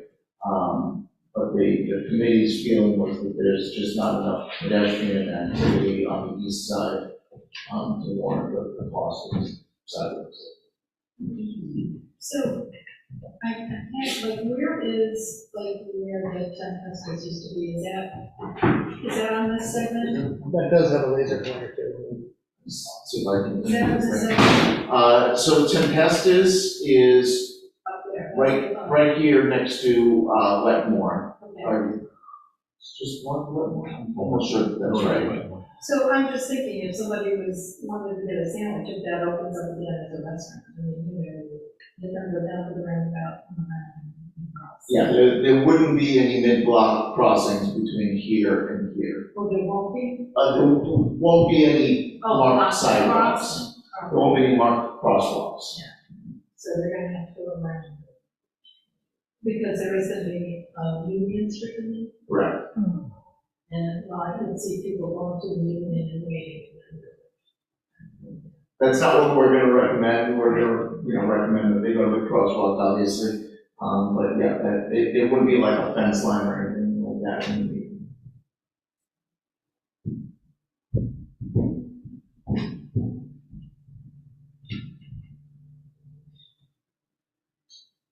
So working our way south, so this is the middle segment. Traffic volume here drops off to the point where we only need one lane in each direction on Winchester Street. Again, the recommendation is to go with the raised median to eliminate left turn movements. So that's a pretty big change for Bradco Street. So if people will have to come out, take a right, and then use a roundabout opposed to Matthews Road to switch direction ahead. Then the one Matthews Road, I think that's another hybrid style roundabout.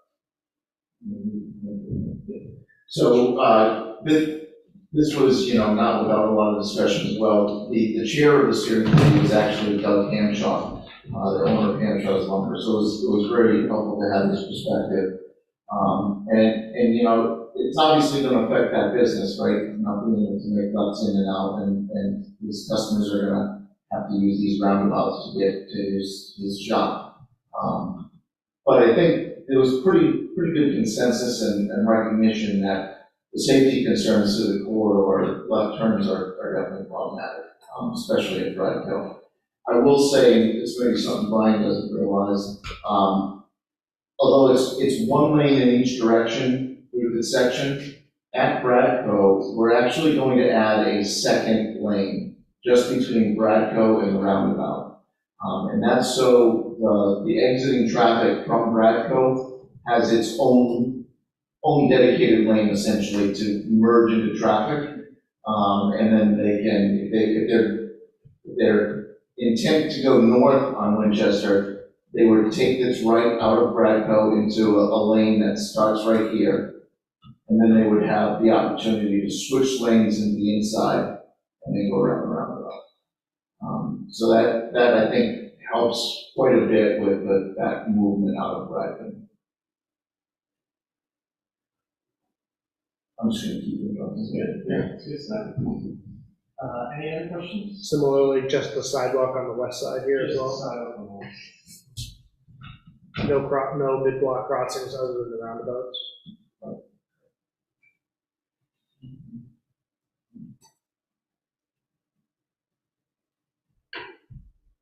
So for the southern segment, we looked at, we just want to highlight just one of the different alternatives that were looked at. So the top cross section, is what it is today. And limits of narrow lanes and narrow shoulders. There's no really space for bicyclists or pedestrians right now. We looked at two alternatives. So those are the cross sections on the bottom there. One on the left is maintaining 2 lanes of traffic. We would put in the 5-lane bicycle shoulders in both directions. And then again, the sidewalk on the west side for the whole stretch in the southern section. And we're actually proposing sidewalk on both sides for a short portion of the segment. And then the other alternative we looked at was a 3-lane section. So it's 1 lane in each direction with a center left turn lane, center dual use turn lane. So it's similar to the setup of current Winchester Street closer to the river. Again, bicycle sidewalks and bicycle lanes and the sidewalk. Obviously, the second alternative is a bigger footprint, but should be safer because we're taking the left turns out of the driveway, giving the space to be. It should actually improve somewhat just the capacity of the road, since left turn vehicles won't be walking only while making the movement. No, we did consider and discuss with the committee another option that's not shown here, which is basically the 3-lane section, but replacing that dual-use turn lane with a median and continuing the median all the way to Market Basket. And we'll get into in a second how we reached out to residents in the neighborhood and talked to them about that and what their thoughts were on that option.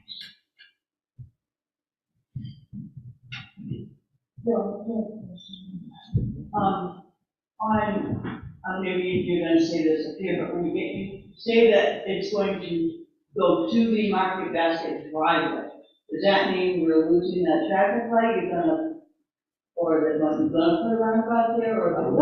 What a fantastic segue. Is Jonah plant? I planted. Yeah, we're gonna talk about that right now. So this is the layout of what a three-lane section would look like. Somewhat. So 2 lanes only there. Just to give the context of the footprint of the road, so the 2-lane will more or less just be a little bit of widening to accommodate the shoulders through the lane. And with very minimal widening, you start to get upwards on the Market Basket because of the turn lanes that are already there. So for the 3-lane, obviously the road's quite a bit wider. We know there's some fairly large trees in that stretch. The goal is routine is to punch it back as we can. That would be figured out as we get into the final design stage of the project. Both of these options could be implemented with the traffic signal that currently exists at Market Basket. So, as Don alluded to, the center turn lane or the center median was evaluated here. Just as we get into some further slides, recognize the traffic is getting less as we get further south. Also, the nature of the left turns are quite different. So rather than big side streets or large businesses, they're multiple left turns during the peak hour. The turning movements through here, a lot of them are just the same homes. So they're quite improved.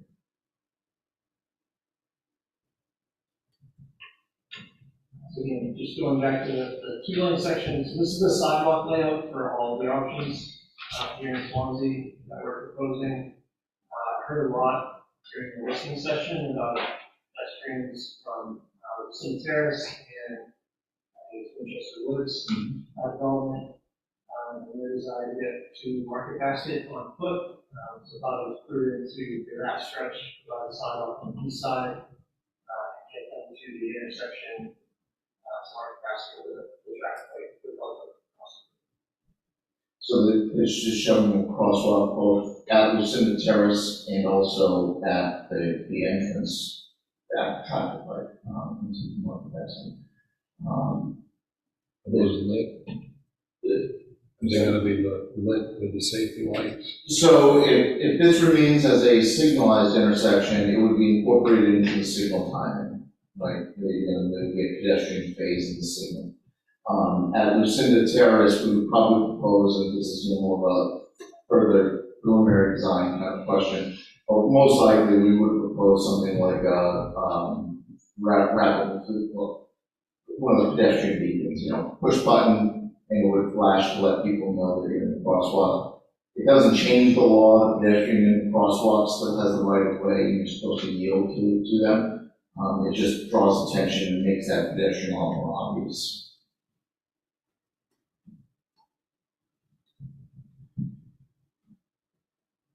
So we did also look at a roundabout at the Market Basket entrance.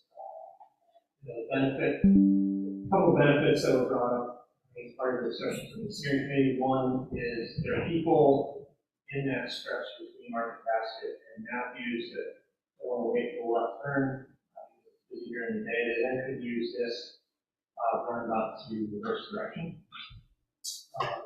Another real benefit here is this one really can help reinforce changing context and driving behavior.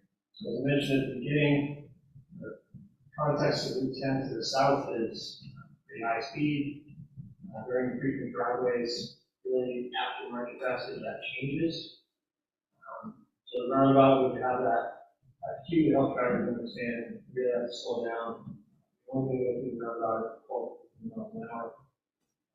And then context of the sidewalks and curving, or hopefully keep speeds lower. Roundabouts are interesting. There's like a weird psychology that happens, when people stop at a traffic light and it turns green, it's like the race starts and they go. When people go through a roundabout, they slow down, they don't stop, and there isn't that tendency to get on the gas when you come out of it. And they do a great job of calming traffic and slowing it down, so that is a benefit for sure. All right, go back for just a second. So I will say that the roundabout at Market Basket was not part of the original concept, original scope, original thought for the project.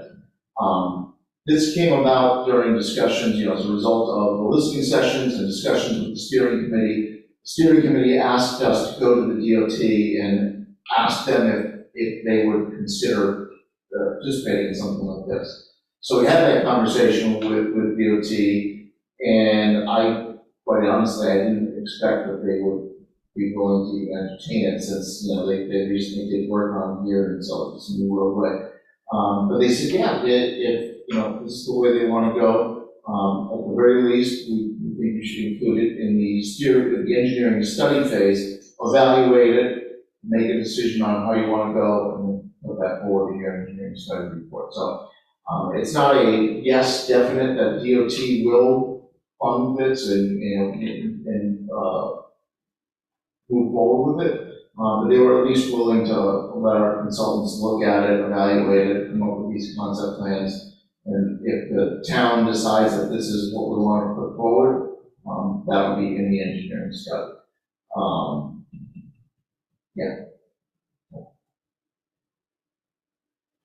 All right, so the steering committee was a little uneasy with making, major decisions about this end of the corridor. None of the members of the steering committee were residents of this neighborhood, and nobody really felt comfortable speaking for the residents that this would have an impact on.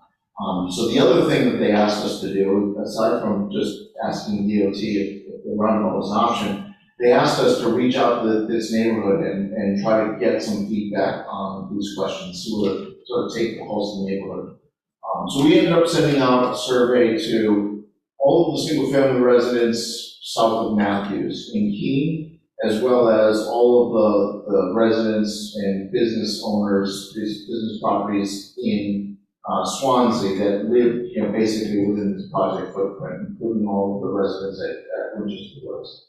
The things we asked them were, can't read it on here, but where do you live, first of all, within this corridor, so we'll understand where they're coming from. We asked them what their thoughts were about the significance of what we perceive to be the problems: congestion, traffic, safety, speed, what have you. What the most urgent problem that needed to be solved would be. And then we asked them sort of like leading questions like, would you be willing to, or would you be interested in a solution that widened the road, even if it meant losing property? Would you be interested in a solution that restricted left turn lanes if we could provide a convenient place to turn around? These sorts of things. So Brian can get into the results of that survey. I'll put it, you got 24 responses, which I thought was pretty good response rate. It wasn't bad. It was like, I think about 20% response rate. So, better than a lot of surveys. So this was the neighborhood perceptions. So the bottom axis there is people voted on the left, there was no issue. People voted on the right, there was a really big issue for them. So blue represents speed. Obviously, you can see most people were in the it's a big problem category, and everybody saw it as at least a significant problem. The second one was congestion. Not as large of a favorable response there. Some people didn't really see it as an issue. Let's say probably 1.5 thought it was at least a significant issue. And then the left turns. The difficulty with the left turns is kind of a pinkish color. And I will say this is totally consistent with what we heard from people at the listening sessions. Left turns and speed were the two, number one and number two issues that people kept bringing up. Yeah, left turns follow the same trajectory of the speed.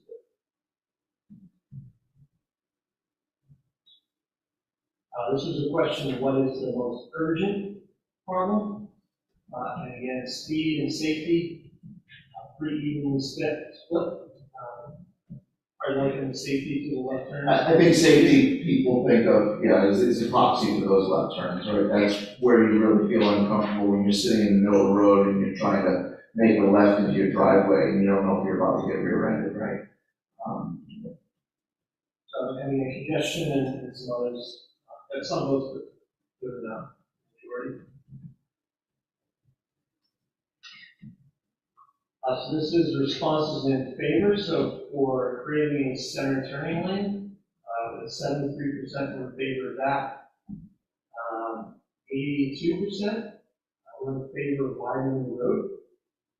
But not a lot of support, even though we saw a lot of concerns with left turns, not a lot of support for restricting left turns. So in other words, people did not like that. And a lot of the write-in comments reinforced that they didn't like that idea. let's just say it that way. they were pretty clear about not wanting that. So based off the survey and I think further discussions with the committee, also I think, I don't know if you mentioned, we have a representative from Market Basket on the steering committee as well. Not an official representative of Market Basket. He is an engineer that has Market Basket as a client.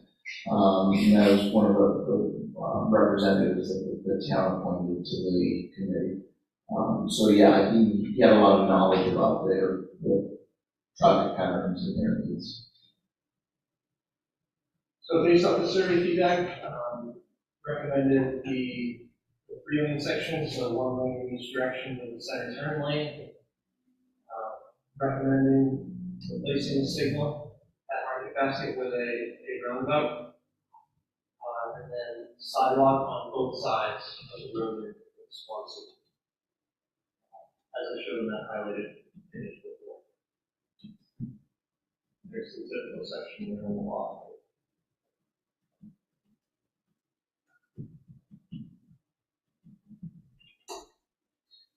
So, let's talk about costs. At this point, these are pretty rough estimates of the cost, right? We're still even haven't finished the engineering study phase. So when Brian talks about these costs and what's included, keep that in mind that these are rough estimates, and they're more planning factors. So the two-lane alternative, most of that cost is driven by adding sidewalk and widening for the two bicycle lane shoulders. Putting curb on roadways, you have better drainage, so the cost can be pretty buck. A little bit of paving work on the road right now. So on site, we would know more about the specifics of the reconstruction as we get further into the design. The three-lane alternative, the one the community recommended, more roadway widening, associated with that, same amount of sidewalks. But you can see that the price, more than doubled at that point, from $850,000 to $2 million. Would that include right-of-way acquisition, or is that within the existing right-of-way? Most of it is, maybe some temporary easements, plain mills, a lot of this percentage based in cost per square foot by estimating. These are total project costs, so it's not just construction.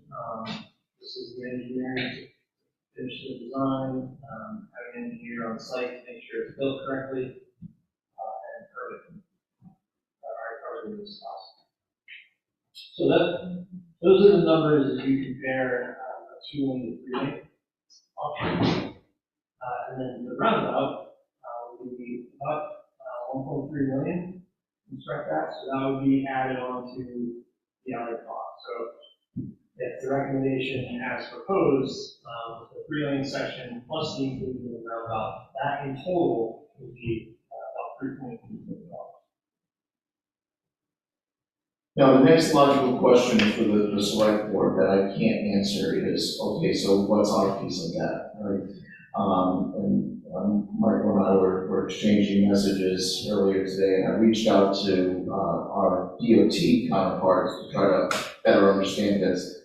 I haven't done an answer yet, but what I'm not clear on is how DOT is treating this project and how they're participating in the costs. So in the city of Keene side of the line, Route 10 is what's called a Class 4 highway. We're subject to urban compact rules. You may see the signs that say entering urban compact. Basically what that means is that the state has foisted off its maintenance responsibilities of the state highway onto the municipality. And we're responsible for maintaining that section of Route 10. And once you get over the line into Swanzey, it becomes a Class 1 highway, which means it's paid for and all the maintenance is performed by DOT. So just, knowing how things work in Keene, if, for example, if DOT is doing a reconstruction project on Route 9 or Route 101, we don't participate in those costs. They pay the 20%, even if they're using federal money. The state pays the local match. I don't know how DOT is treating this project within the town limits. If they're looking at this as more of a local project or if this is a state improvement. So I can't answer that question, unfortunately. Which is why I also started out by saying I'm not putting pressure on you to make a decision tonight because that's kind of a big question that needs to be answered.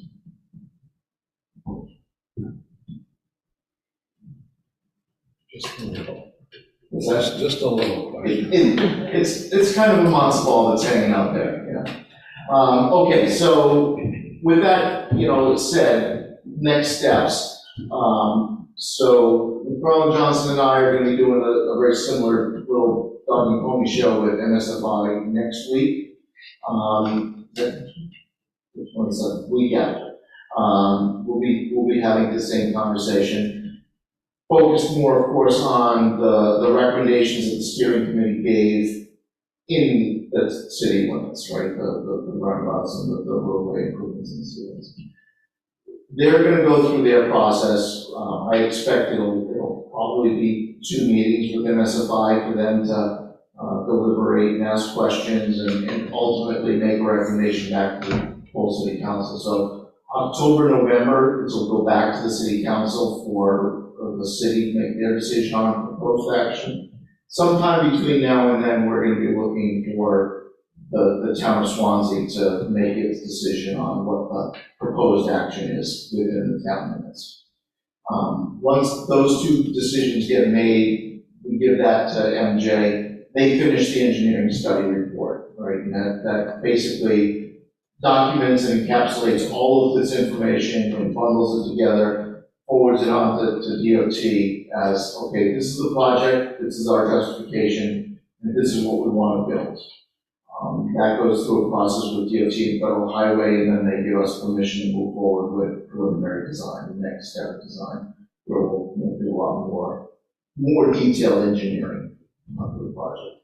But that next steps of engineering work will happen, sometime between, let's say, December of '24 and the spring of 2025. Right now, DOT has construction scheduled to start in the spring of 2025. You mentioned right-of-way acquisition. We know there will be right-of-way acquisition in the city limits, specifically at those two roundabouts. There'll be some right-of-ways that we need to acquire. Some lesser strips here and there, but the roundabouts are the big ones. That right-of-way process can be incredibly time-consuming. Right? The Upper Winchester Street project that's under construction right now was supposed to have started in 2019, and it didn't start until 22 because of the lengthy right-of-way process.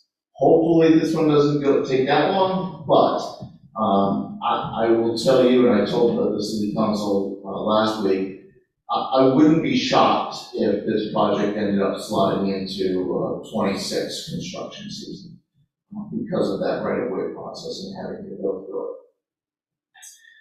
Because it's a state highway, DOT is managing the right-of-way process, which is fantastic for me because I don't have to. But it also means that I lose a little bit of control over that process. I can only make so much noise and drive DOT to get work done with it so fast. So, these things sort of lead me to the belief that 26 is not, would not be a surprise if it starts. If that makes sense. So that's where we're at. And with that, I will take any questions. Slide mentioned a question about the utilities. I don't know if that, did we get that? I was just checking. Okay. I'm just curious if the utilities were going to be underground or not. I'm curious. So we're not planning or budgeted to underground the utilities as part of our work. Does Swanzey have any regulations about undergrounding? No. It would probably be more your section where it makes sense. Right. He was joking. He can get it. And the same question came One up. of those things. The same question came up. Everybody wishes that. Yeah, absolutely. The steering committee for Upper Winchester Street made the same request, and we wanted to do it.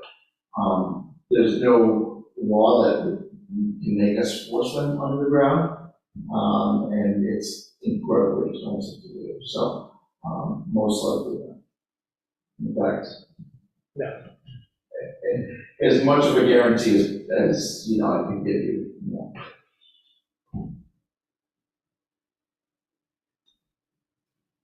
Could you just explain again on the Matthews Road, coming out of Bradford, there is, there's a tree lane and one lane, that's the around the one lane, around that.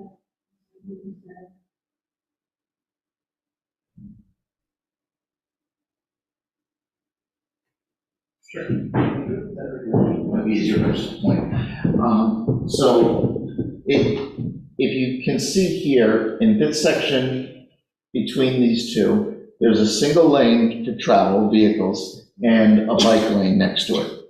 Once you get to Bradco, we're actually adding a second travel lane. So vehicles coming out of here have an unimpeded right turn onto Winchester Street South, right? They've got their own lane all by themselves.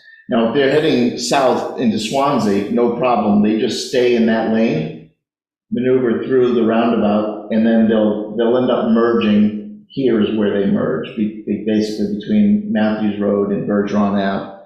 There'll be room for them to merge into a single lane again. If they want to head to Matthews, or if they want to head into Keene, between Bradco and the roundabout, they'll have the opportunity to switch lanes into the left hand of those two lanes, get into that flow of traffic.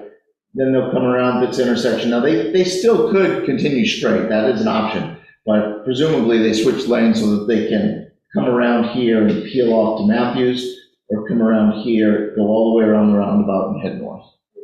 South of the roundabout there is single lane each way. Coming north, Yeah. yes. So the northbound, there's a single lane coming into the roundabout, and there's only a single lane all through here. So the 2 lanes is only on this side of the roundabout. And it's specifically for the Bradco traffic.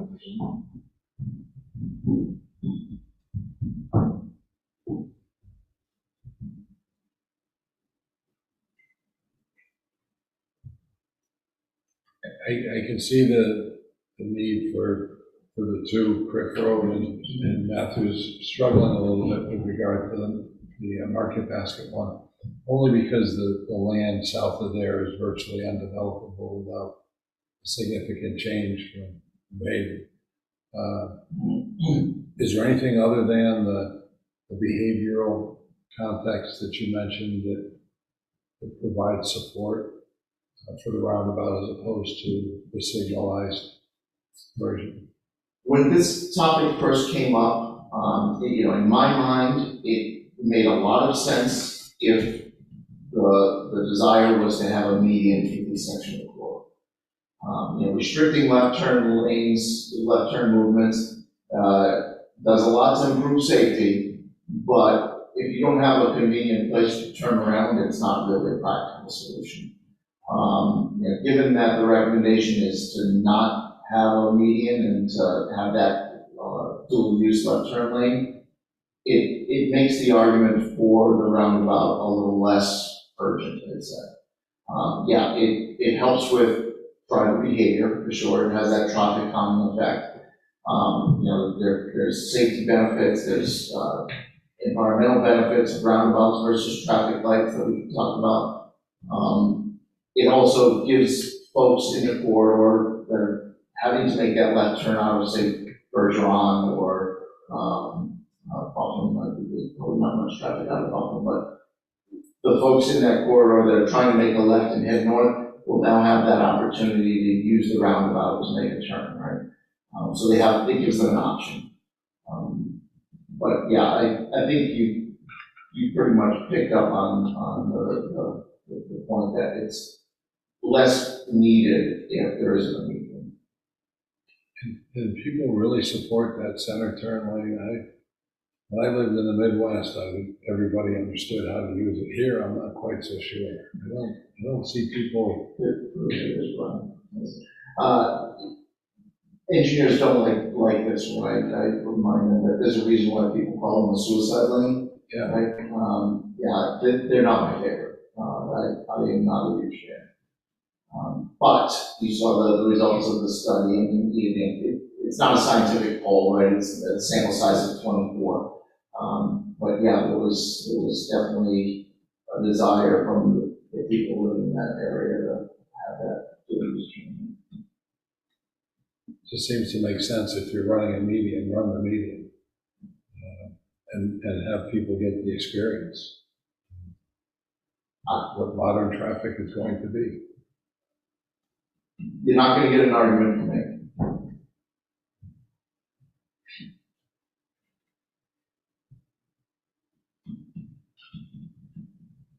Okay, good, thank you. Thank you very much, and I'll just work with Michael on how you want to move forward. Please. Thank you. Excellent presentation. Thank you.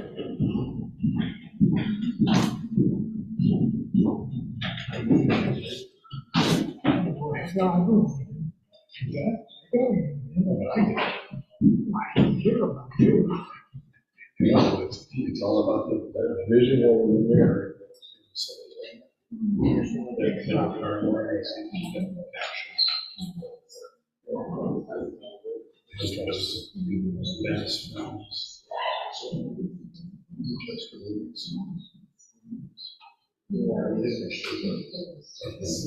It's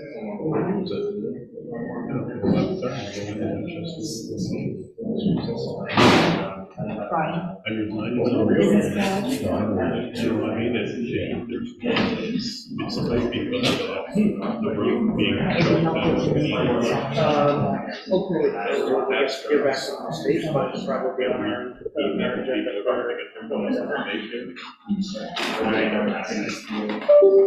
And, 2080 is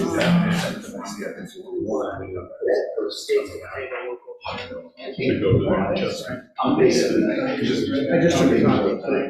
And I work with Warner Brothers, that's an issue with the roundabout. Because there's a shrink in the traffic and, the lady, would allow a break. So they can turn left and go home to adjustment. And right now, it's just a steady street. The only thing they have is a fast play. Answer my question about that bridge. The bridge Sunday. albeit it was dropped, but, creating a sign. 20 years of traffic. I'll tell you later. It's taking so long to construct the new bridge. On Island Street? Yeah. Oh, Island Street. No, seriously. It's been a long time. It's tremendous amount of time. So, David, you're up. I guess it's just a matter of getting the footings out, maybe, for the Bailey Bridge. Because it's a jackhammer problem. God, David, you got here late. Yeah, that was with the Fluid. PLD committee. Oh, geez, you're there. Thank you. Yeah, I don't fancy presentation, I just have a little fact sheet here, so. Wait, Michael? Well, Michael knows it, so. Okay. Yeah. All right, so, the minutes, Hickley Airport Director. So we've been working for a while here, trying to develop some of the land on the airport. Last fall, we had Department Johnson do a land use study where they identified all the development parcels, kind of put it all in one document, what was available there, what the best use of those parcels were. Then we got to the point where we got this, and we said, all right, now how do we market this? One thing to note, I know it's kind of hard for people that aren't in the airport business to understand, because we take money from the FAA, we've got a bunch of grant assurances to follow, and they say in those grant assurances that if there's land that we have that can be used for aviation, we have to use it for aviation. We can't develop it for a non-aeronautical use. So we have a lot of land that's available for aeronautical use for development. So how do we market these parcels for aeronautical development to companies that can meet that standard? And that's where the dilemma was, just not having that capacity to do that. So I was looking for a consultant to put together a marketing plan to market this. I ended up going to a conference, an FAA conference, and there was a speaker there from a company that actually what he does is he brokers land at airports to aviation businesses. So he's got the contacts in aviation businesses that want to develop, they contact him, or this company looking for opportunities to develop in, and people with, or airports with property to develop, both of them try to make that connection. So reach out to them, they gave us a proposal. It's a two-part proposal. It's actually shown as two different companies, one is a subsidiary of the other one, so they're basically working together. So step one of the process would be doing a market study. So that this company doesn't want to come in and start marketing parcels or something that they don't feel in the market. So they would require us to pay them to do a market study where they would look at all the parcels, see what we have. They look at all the airports around us, see what our competition is. They would basically do a SWOT analysis to find out what our strengths and weaknesses are and see if they think this is a project they want to take on. So obviously there's a fee for them to do that. That would be part one of the project. Part two is them actually marketing and brokering the parcels. So where they go out and start advertising, making connections, and trying to bring track in a developer. I'm not gonna go through all these bullets, that's why I put it up so you guys can read through it. But you can see that the company has ideas already of who to market to. So types of aviation businesses that we could bring in are an aircraft maintenance company. So there's companies out there that specifically do maintenance on types of aircraft. So it could be a Cessna or a Cirrus or a Gulfstream.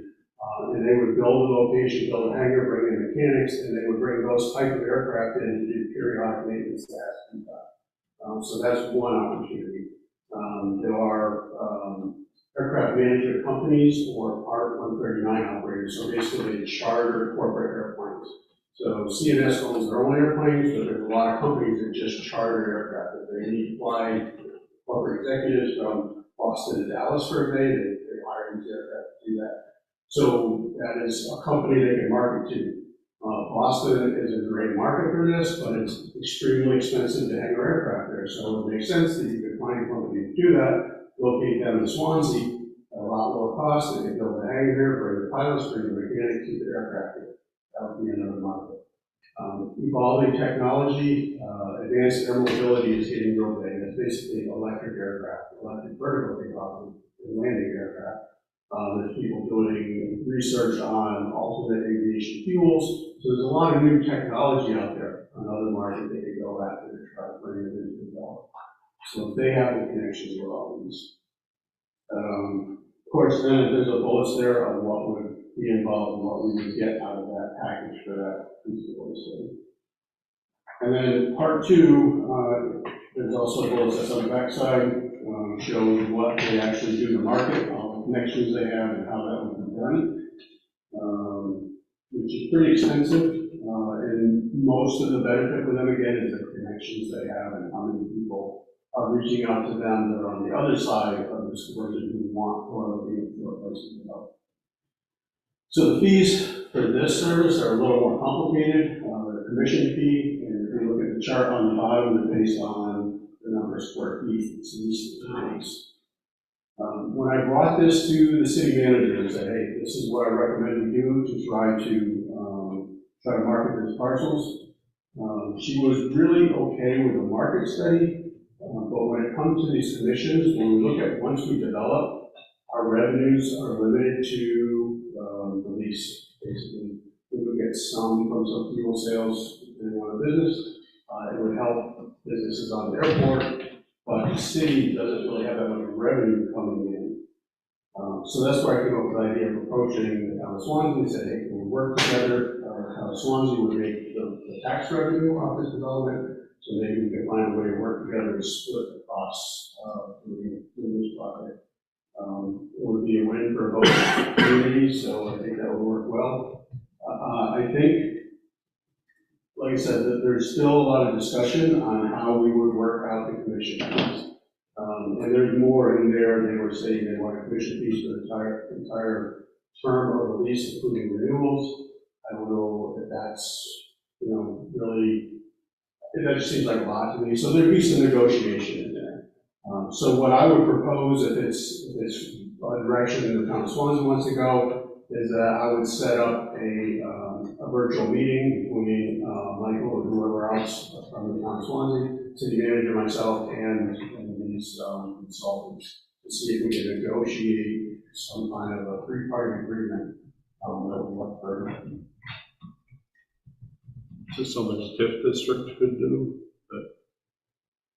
Could the taxes for the TIF be used? I don't think directly. I think a TIF has to be for infrastructure.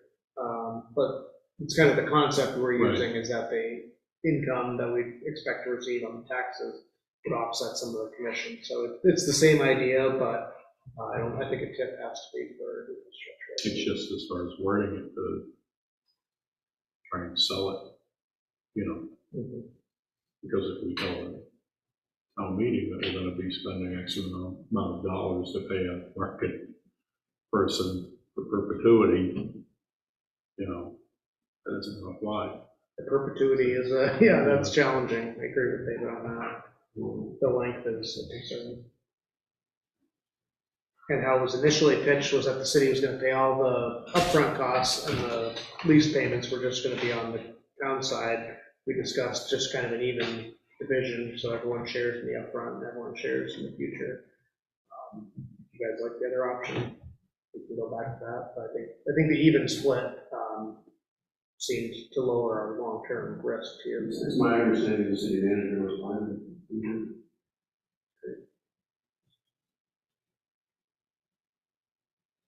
As we talked, I think our only risk is that $10,000. The other we're gonna gain and it's an offset. It's the length of time.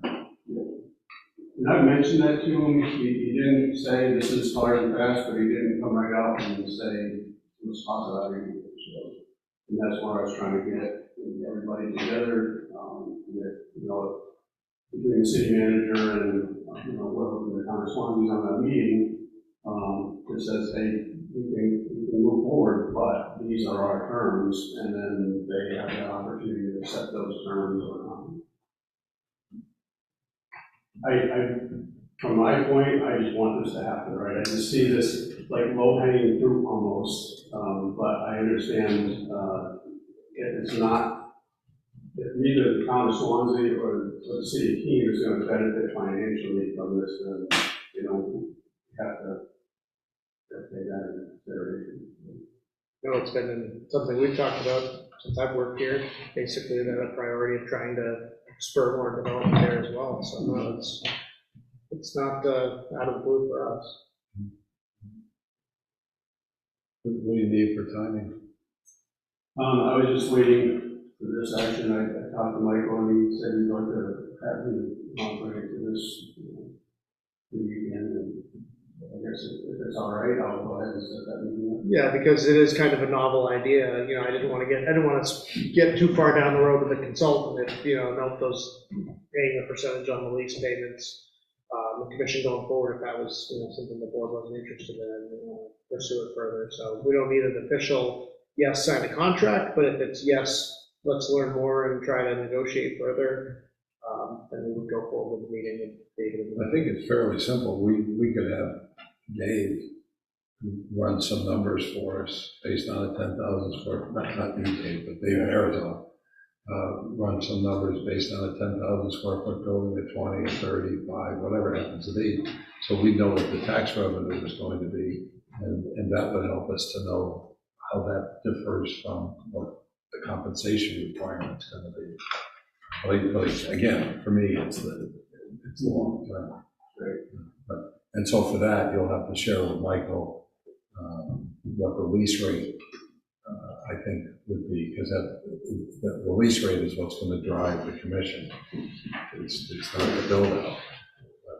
But then what your gain is, we know what our gain is, and then how we're going to use that to offset the cost of the commission. But I agree with you. If you get somebody with that kind of skill set, I think it's the best opportunity. For over a year, 2 years, I've been wanting to find a way to develop this, but it's out of my wheelhouse, right? I've taken the steps I can take, but at this point, it's just not my skill set. Okay. I got to just also let you know we are going to begin negotiations with Vision Energy for solar development on the south end of the runway. So I think we'll probably come up with something there, working that out. So I continue to get inquiries and interest in people wanting to build private hangars, larger private hangars. Just can't seem to get one pushed forward through a lease. I think they like the idea, but they look at development costs, and these are just hopefully one of those will be able to follow through and get it up and build. There's a high demand. just the cost. And it isn't the pad lease that's driving that cost. That's correct. It's the cost of building anything else. One piece that came up earlier in our meeting, it was kind of a teaser, so we don't really know what the substance was, but was mentioned from folks in kind of your neighborhood about the Monadnock Choppers activity, and just it's listed on the list of things we're gonna hear more about as Monadnock Choppers disturbance, so. I know there was discussion when they went in, and just figured I would mention it. I know our options are limited, but. We have, I get calls from, they're usually from, we did have, someone else from Keene this week. So the last one I got from a Swanzey resident, I called Kevin, who did it. I don't know if you're aware, but Kevin took a job in Burlington, and he actually was a flight instructor there Monday through Thursday, so he's only been an instructor Friday, Saturday, Sunday. But he did hire a new instructor, and he had to talk to him about the patterns and what which I believe he's done. Most of the time when I hear helicopter complaints, it's not that. We have a lot of helicopter activity. We had 2 military helicopters in yesterday, so a lot of times I'll get those calls, and if I don't know, we did invest last year in some equipment where we record all the radio traffic, so we can go back and review and find out who was actually flying at the time of that. So I would say 80% of the time when people call me to complain about helicopters, it's not. It's something else. We did have one, and I was working. I mean, this guy was annoying. He's coming from somewhere in Massachusetts. He had like a Bell 206, which is a big urban helicopter, and he was coming to Keene to do pattern work and training, and he would stay here for an hour and a half. So I was trying to get a hold of him. It's hard to do, to tell him, go somewhere else for a while. He's probably here so he doesn't bother the people there, but I was working to try to get him stuff. But he hasn't come back yet. That was So I'm aware of it, and I really try to get on anybody that's doing more than 20 minutes at a time to change up their patterns and stuff. Thank you. Okay. Great. Thank you. Thank you. Thank you too. All right, new business. So we've done the hearings, we've heard from the planning board and the conservation commission on 110 Pine Street, so we'd be looking for a motion from the board to authorize the acquisition of 110 Pine Street for $150,000 from Invest in Each fund. And the costs associated with it, Nothing more. just some legal fees. It's over the commission. Yeah. Congratulations. I'll make that motion. Second? No, there were no brokers. Motion's been made and seconded to take affirmative action on 4114A. Further discussion, hearing none, those in favor? Aye. Aye. Is there anybody online? Oh, okay. That was a public hearing. I don't care. I do. I don't care. I do. But somebody tonight said they listened to these, or they observed these, although it doesn't matter if anybody's online, because it's on TV, right? Well, they can watch it on Facebook, you may not see them on, that's only on the Zoom platform. B, I'd like to table that, I got the proposal at like 4:55, so I think a few minutes to go over it. The table in the bottom. That's my request. all right. It's the assessment for Cherry Lane. The workforce housing, Mr. Vonley, Mr. Franks with Vonley. Oh, okay.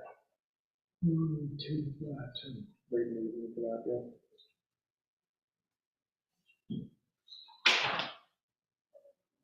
I'm sorry, is that being tabled as well? Yes. Okay, thank you. Letter from Comprehensive Environmental LLC regarding this action of Swanzey Factory Road 101. That's a key situation. It is, they're asking if we have any input, so I figured I'd list it under correspondence if anyone had strong feelings or preferences, but hearing none. Not apparently. All right. These will be quicker than they look, I suppose. All right. What are we going to do? Non-public? Yes, under A for dismissal, promotion, and compensation of public employees. Make the motion, we go into non-public under A. Second? Motion been made and seconded to go into non-public under A. Colby. Aye. Walker. Karazinski. Night, Julius.